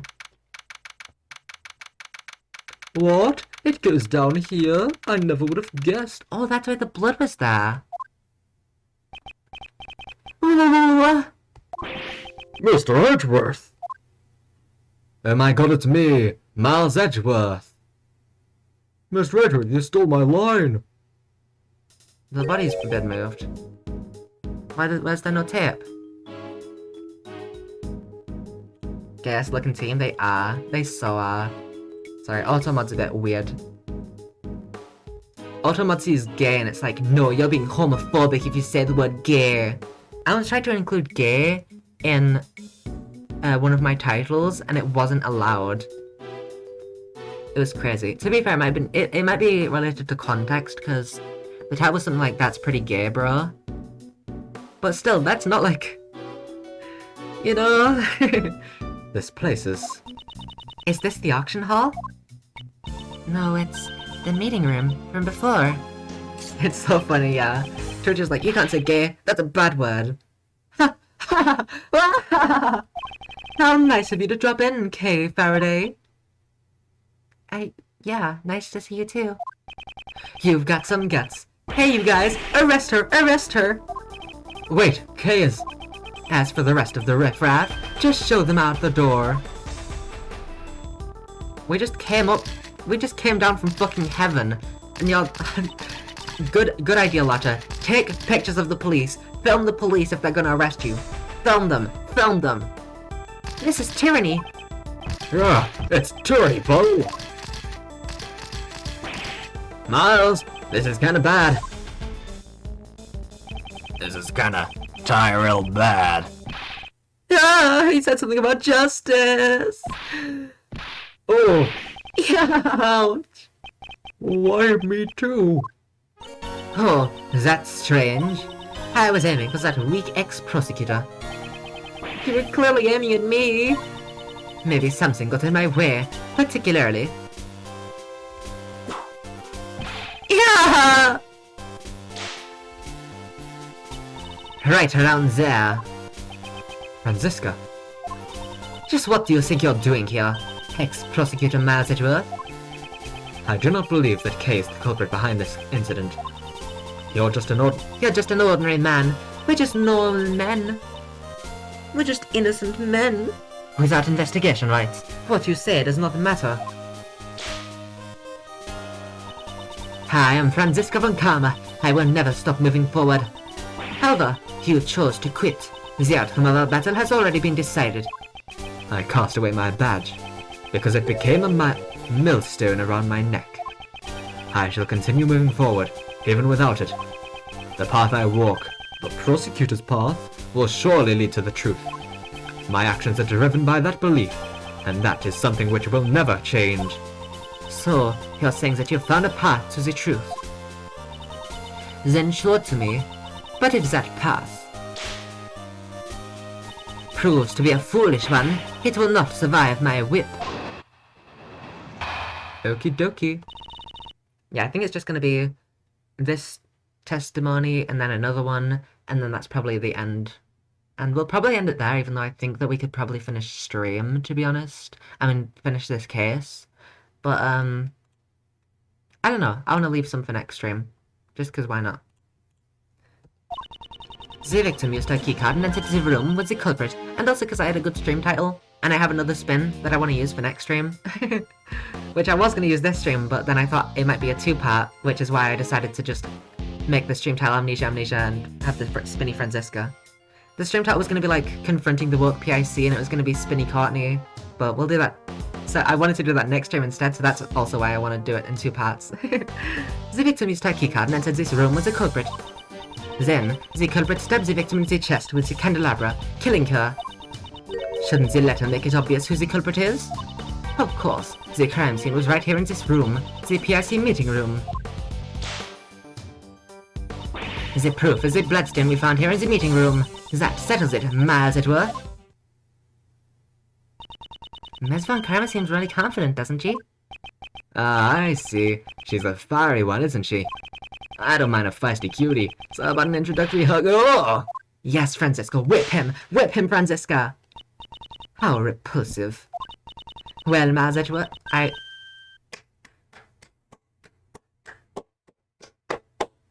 Sorry if you can't hear my claps, but queen. Absolute queen. Well, Miles Edgeworth, can you break my logic? If you truly have no intention of stopping here, prove it to me with evidence. Very well. I'll show you, Franziska. The evidence that paves my path. My prosecutor's path!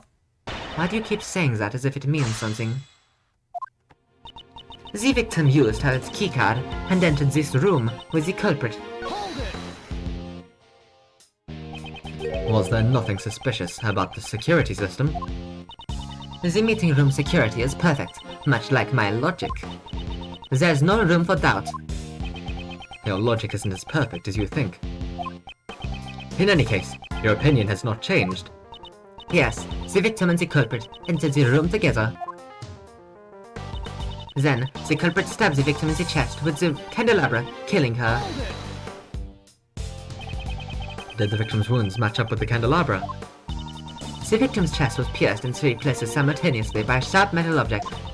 Is there anything else that could have done such a thing? That should all be written in Dr. Young's autopsy report. So you're sure that the murder weapon was the candelabra? Exactly. As for who the culprit is. Shouldn't the latter make it obvious who the culprit is? Sorry, who is it again?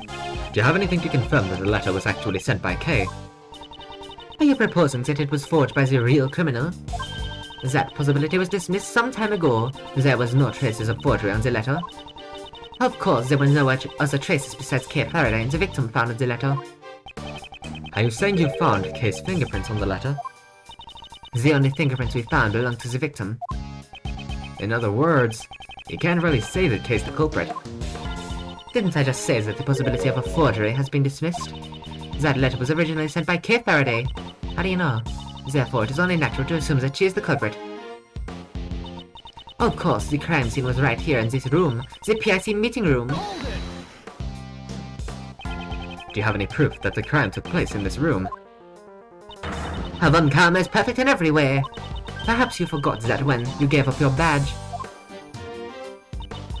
The proof is the bloodstain we found here in the meeting room. That settles it, as it were. I think I need to present the elevator bloodstream, but I don't know if it's that statement that I'm pressing right now or the one before it. Have we determined who the blood actually belongs to? The blood analysis confirms that it belongs to the victim. Just because the bloodstain was found here, doesn't mean that this was the scene of the crime. You forget, Miles Edgeworth, that in court, evidence is everything. If you believe this room is not the crime scene, show me the evidence that proves it. Evidence that shows where the crime took place. We may not be in court, but I'll show her the truth. Ms. Von Karma isn't showing any openings. However, there is one fact we know that she does not. They're not the only ones who can perform scientific investigations. And therein lies the proof. The path to the truth I found. I love that Emma's weird girl in quick hair. She's the stand-in weird girl. I don't know if it's this one or the one afterwards, but I think it's the elevator bloodstain. The elevator bloodstain?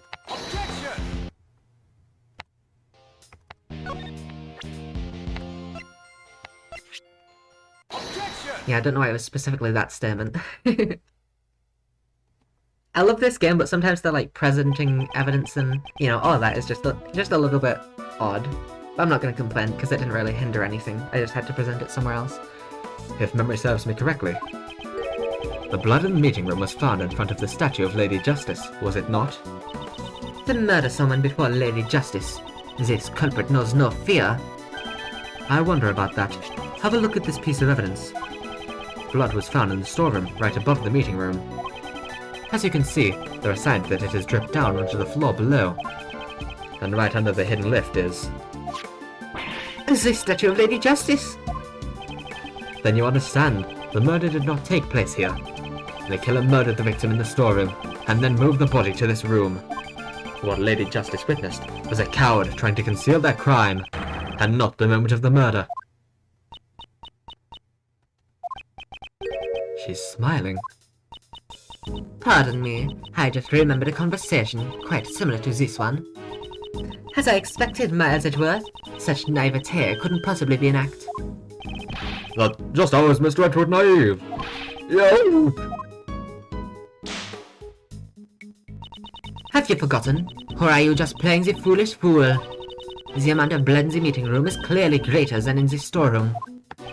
Oh, please don't just hit me and then ignore me. Yo! Such a large amount of blood couldn't have simply dripped from the floor above.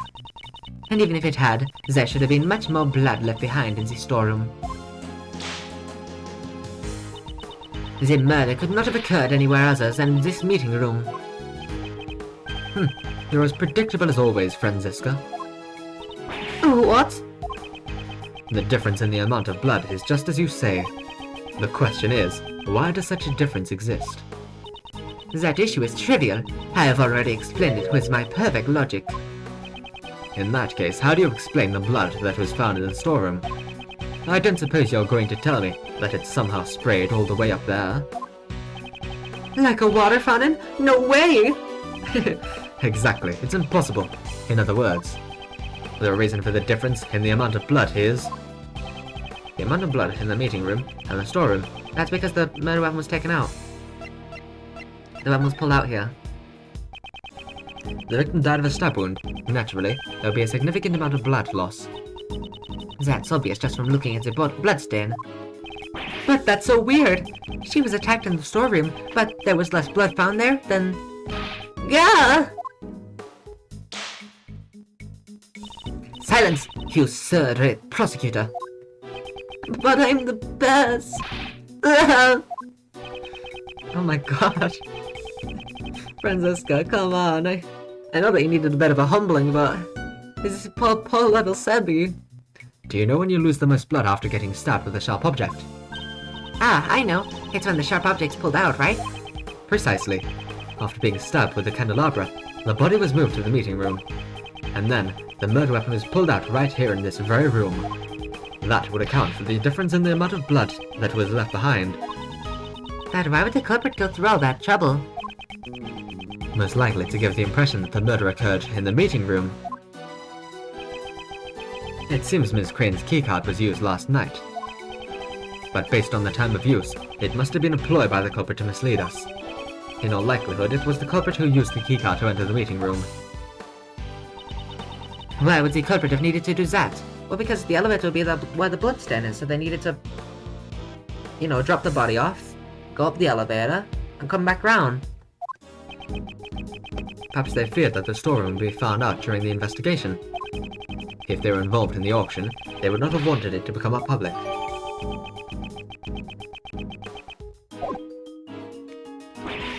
The auction, you say? Perhaps you should go upstairs and see for yourself what items are on display. I'm sure that will allow you to understand what occurred here. Impressive, Miles Edgeworth. You're willing to go that far to protect her. There's something big lurking behind the scenes of this case. Kay simply got caught up in it. You're exaggerating. Am I now? More than anyone, I would think you'd understand the significance behind all this. Why would you, a prosecutor working with Interpol, be involved in a domestic case? Wasn't your objective to crush a certain international smuggling ring? If your search for smuggled goods has led you here, then isn't this feeling I have related to the case? I'm relieved. You haven't lost your touch, even though you've turned in your badge. I've heard about your situation, from Scruffy over there. Oh, hey. Oh, sorry, sir. I just wanted to help out somehow. A wise decision, a wise decision, detective. Why? What? Why can't you pronounce that word, sir? Don't shut up. Franziska, are you the one in charge of this case? Isn't Interpol pursuing the black market auction? And what if I am? That's not something you need to know. So you knew about all this from the very beginning. You knew the black market auction was being held right here. Hold it. Hey, mind if I butt in? That gal who turned up dead. Hold it. You. Oh no, Franziska remembers her well. Hey, I ain't done talking yet. You ain't changed a lick. This case doesn't need even a fragment of your faulty testimony. What are you saying? I'm a bona fide jerk now. Back then, you gave false testimony. This one Carmen seems to really dislike Lada. I can't say she's fond of her. Ain't that Crane gal one of them PIC members? She's the spitting image of the conductor. I reckon she's... Youch! She hit me again. What is the meaning of this, handsome Miles Edgeworth? From Miss Hart's testimony, we obtained a description of what the conductor was wearing. And it matches what the victim, Jill Crane, was wearing. You mean to say, the one who was murdered was the conductor? Miss Von Karma, maybe you should come. Oi! It would seem that a new fact has just been brought to light. Indeed, I came here in pursuit of the black market auction, in order to arrest the organizer of the event. In other words, the conductor. If we believe Miss Hart's testimony, then the conductor is already dead. Wouldn't this mean that your investigation is ended in vain? That's right. However, I swear on my name that I will not return empty-handed. I challenge you, Miles Edgeworth. A challenge is fine, but... why is she readying her whip like she's out for a victim of her own?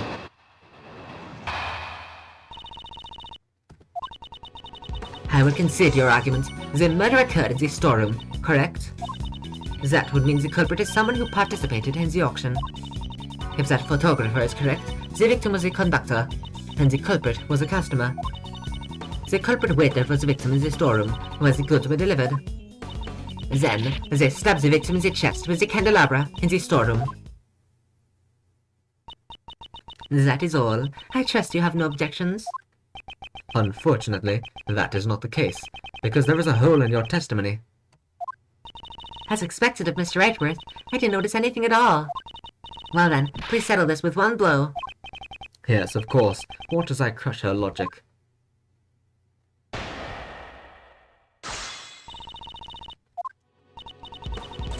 I will concede your argument. The murder occurred in the storeroom, correct? He was surprisingly quick to concede. Sorry, I just looked at the message again, gay-ass looking team, and I just thought about them coming down the elevator again. They really were a gay-ass looking team. I don't know, they're only just like... I just noticed it again, it just really clicked for me. Like, they really are. I simply cannot deny facts that are backed by evidence. That is all. You have proven that the murder occurred in the storeroom. That would mean that the culprit is someone who participated in the auction. The woke lawyer office team, they really are. I think I'm broke now. I've realized my mistake. I'm now woke, and gay, and homosexual. The culprit participated in the auction. It's like... I'd like to hear your basis for this claim. When I spoke with the staff of this building, not a single one mentioned the storeroom. The storeroom's existence must have only been known to a select few. And that's where the items for the auction were being stored. I see you understand. Yes, the culprit participated in the auction. If that photographer is correct, the victim was a conductor and the culprit was a customer. So, you're saying that the victim was the auction's conductor? That's what you said. Right, and the culprit. Hey, ain't you the one who told her just a moment ago? Yes, that's right. However, I was simply making sure her logic is clear. That ain't right. You're doing it wrong. That's the part where you're supposed to say, I done goofed. The culprit was a customer participating in the black market auction. What in tarnation? I've done it. Don't cover for him. Of course, that is only if this photographer's testimony is indeed true. I can't tell whether they're on good or bad terms. The issue here is the culprit's actions. The culprit waited for the victim in the storeroom, where the goods were delivered. Miss Hart was in the storeroom at the time. Could the culprit really have been waiting there? Objection! I don't know where she was hiding, but... since you've seen it, you must know as well, there are numerous hiding places in that storeroom. So the culprit was hiding while they waited for the victim to arrive. I believe the crime occurred after the auction ended. After all, the victim was the organizer of the auction, the conductor. During the auction, the organizer would have to be in front of the customers the entire time. After the auction ended. Please add that statement to your testimony. I believe the crime occurred after the auction ended. Is that not right? The victim was killed after the auction ended. Ah. Are you certain of that? Yeah, for some reason I thought like the body, because I was like, well, the body wouldn't be down here while the auction's happening, but yeah, the actual murder. Are you certain of that? The victim was a conductor. That is the only possibility. Without the conductor, the auction couldn't have been held. The auction couldn't have been held. Something seems odd in this testimony. Then, they stabbed the victim in the chest with a candelabra in the storeroom. The candelabra in the storeroom? How do you know that? If the murder weapon had been prepared in advance, the victim's chest would have been stabbed with something completely different. Based on the culprit's actions, it's clear where the murder weapon came from. There were signs suggesting that the candelabra was once placed in the storeroom, too. The items in the storeroom were intended to be sold as goods in the auction. Although, where the murder weapon was procured from is not the main issue here. At first glance, her logic seems to hold up. but something just doesn't feel quite right. I need to draw out more information. So it was... I believe the crime occurred after the auction ended.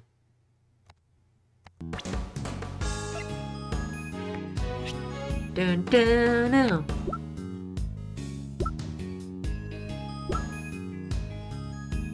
What is Law's testimony said? Black market auction was being held in the Grand Tower. Items up for auction were pieces of evidence. 11 people attended. The auction continued even after Jill Crane's murder.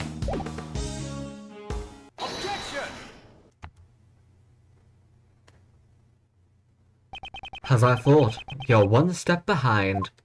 What did you say? The victim was not the conductor, and I have proof. Miss Hart's testimony. That photographer's testimony is not trustworthy. I always think that it's photographer. I know that's not right. What are y'all saying? I'm the bona fide juror. Ow! Cease your idle chatter. Yay-haw! Nice. Franziska, calm down and listen. Ms. Hart witnessed a part of the murder. The main point here is that after witnessing the murder, she says the auction continued. That's right. Sure as can be. They all just kept going shamelessly. Do you think the auction could have continued without someone conducting it? If the victim was not the conductor, the person killed must have been a customer. No! Got him. As I said from the beginning, Kay is not the culprit. After all, she herself was attacked by someone and lost consciousness. In which case, that would also make her a victim. If the auction continued after the incident occurred. Yes, and the victim was not the conductor, but a customer. It was I, Manfred von Karma. It was one... That's a... Judge caught me? That's enough. That voice. Unless it's Blaze. Little boys. That's enough. No, that's enough. Hi. Order in the court. The chairman will now enter. Oh, but it's also Blaze. You what up? My. No need to be so stiff. Actually, feel free to call me Blazy. Didn't I just call him Blazy? I swear I called him Blazy. What the heck?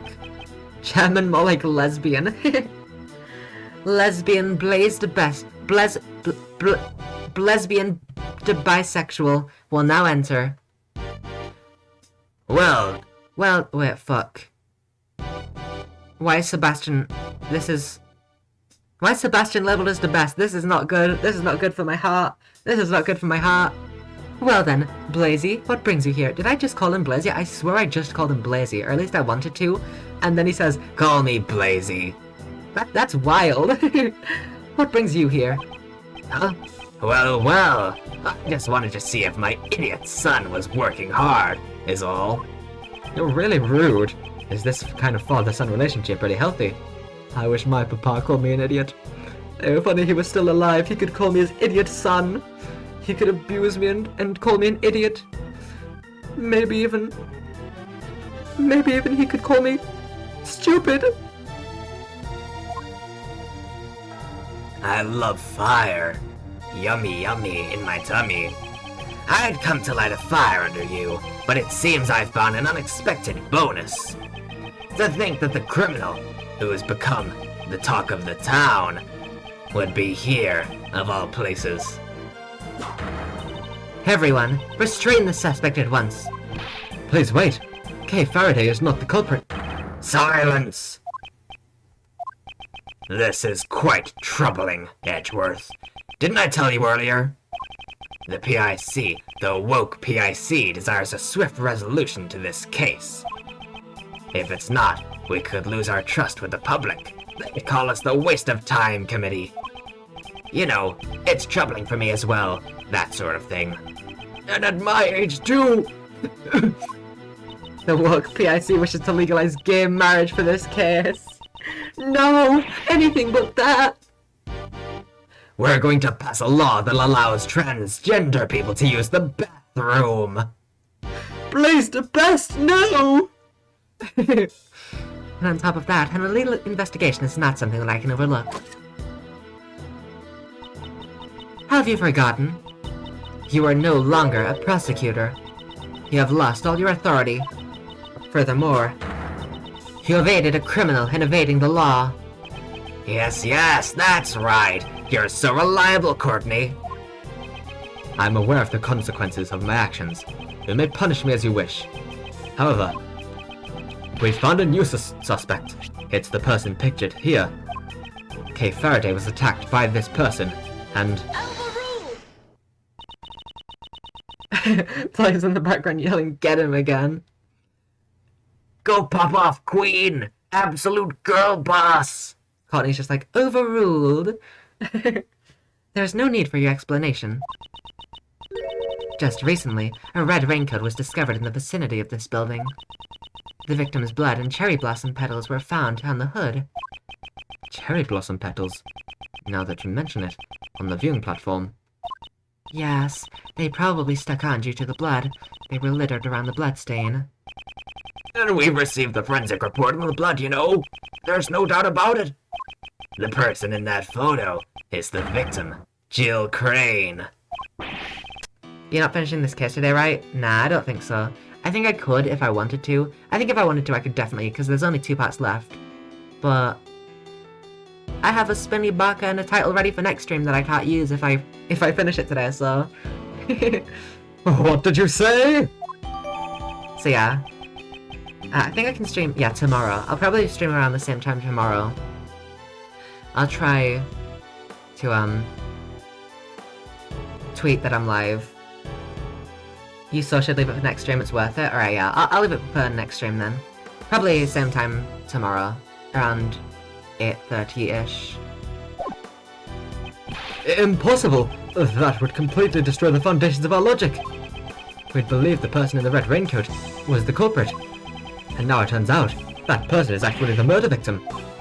Oh wait, if that's the case, then the prime suspect would be... Miss Faraday, you met a person in a red raincoat on the rooftop, did you not? Yes, I did, but... The person in the red raincoat was the murder victim, and Kay Faraday came into contact with that person. Since one of the parties is now dead, what happened next should be clear. Kay was attacked by that person. As the victim, it would be impossible for her to be the culprit. Is that really Jill?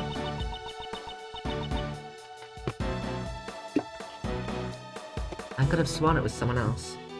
There was no evidence she was attacked, is there? Furthermore, we must consider the possibility that the victim fought back. It's far too early to come to that conclusion. Kay is not the criminal. You're wrong. Kay. That's wrong. Even though I don't want to believe it myself. After hearing about the raincoat, I only remember a little, but from what I saw that night, the culprit is me. Oh golly, I remember looking down at the person in the red raincoat. Mr. Edgeworth, it was me. The culprit was me all along. That can't be right. Then why? Why do I have that memory? That person collapsed before my eyes. Engulfed in the pool of blood. Why didn't I do anything? It must have been because I killed her.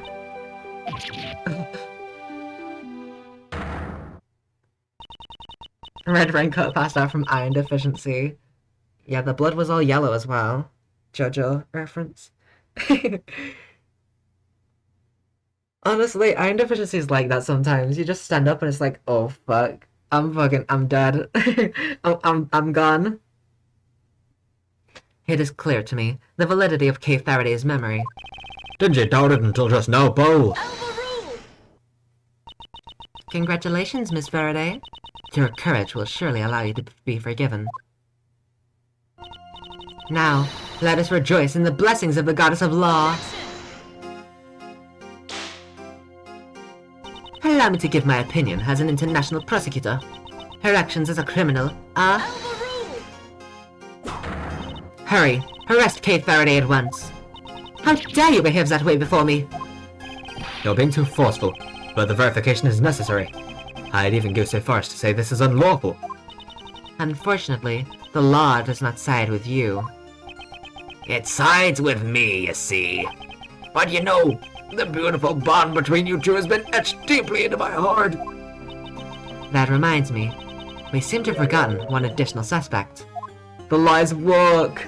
This is work law, where the gays get away with everything. You never arrest people who are gay. You only say abolish police, raise taxes. I do not agree with this woke nonsense. These pronouns, they are the cause of all of this. Edgeworth, that's you. I'm burning more documents. This was evidence in this case, actually. I just burned it, because why not? What's that, Bill? Mr. Edgeworth hasn't done anything wrong. I beg to differ. That's right. You see, he's no longer a prosecutor, sadly enough. Your actions have gone too far this time. An illegal investigation, and assisting in the escape of a criminal. You misgendered the victim, Prosecutor Edgeworth. I'm afraid I'm going to have to arrest you for this.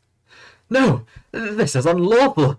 How could I have known their pronouns? The conductor was wearing a mask. It doesn't matter, Mr. Edgeworth. You should have asked them. Almost gonna get 4-hour stream. Oh my god, yeah. This has been going on for a while. Wow. The water in his glasses is getting me.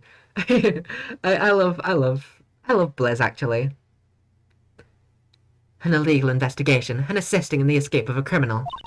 I cannot even think of you as a former prosecutor. Now humbly accept your punishment. Oh, yes, that's right. I believe the plan for today was to hold your hearing before the PIC. Why don't we leave the hearing for tomorrow? Even though the result is already crystal clear. You should think long and hard about what you've done. Very long and very hard. How long and hard, you ask? Maybe long and hard enough for you to suck a dick. No, I don't want to suck pee-pee. That would be gay and woke. Court is now adjourned. You're courting women? Okay, to be continued. Yeah, we'll end today. End today, I mean end here. I'm pretty sure that was 4 parts, right? The first part was half an hour, I remember that ending. The second part was all that. That ended. Then the third part, and then, yeah. Oh, damn!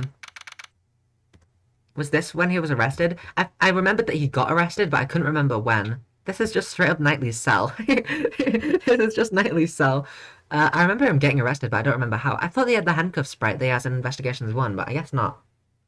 Banger stream. Yeah, that was a lot of fun. I really enjoyed that. We'll save... Oh, my back. We'll save the rest of this case for tomorrow. Probably streaming the same time. Line Coldly. Right? Line Coldly? There we go. There's Knightley's body there. Yeah, that's just straight up Knightley's room. Just the hole's still there. Like we can just escape Edgeworth. Let's just go through the hole. go out through the well. Yeah, that was a lot of fun. I really enjoyed that stream. We will be streaming again probably same time tomorrow, maybe. I don't know, it depends when I fall asleep. Because I'm probably going to stay up all night. Because the thing is, I woke up at, I want to say 7. And I woke up around 7 something. I don't know. So that's the reason why I streamed so late. I've probably, I don't know. I might have streamed out this time, even if I hadn't woken up. I don't know. Anyway. Yeah, it depends on when I wake up. I'll probably be streaming around the same time tomorrow. Finishing that case, definitely. I don't think we'll be starting the next case, but maybe, I don't know. Depends. We might start the next case, do like the first part, and then leave the rest for another time. I don't know. We'll just see what happens. Maybe we'll just play like Spooky's Jump Scare Mansion afterwards. I don't know. But yeah, that's going to do for today. This case is so fun. I actually really enjoyed this. So yeah, that is going to do for today. I hope that everyone has a wonderful, whatever time it is in your current time zone. And yeah, I hope that everyone has a good time. I was gonna say I hope everyone has a good day, but that kind of just brushes past what I just said about time zones. Cause like it's night for me currently, you know. It's midnight, 17 past. So I don't know. Have a good life. Bye bye bye.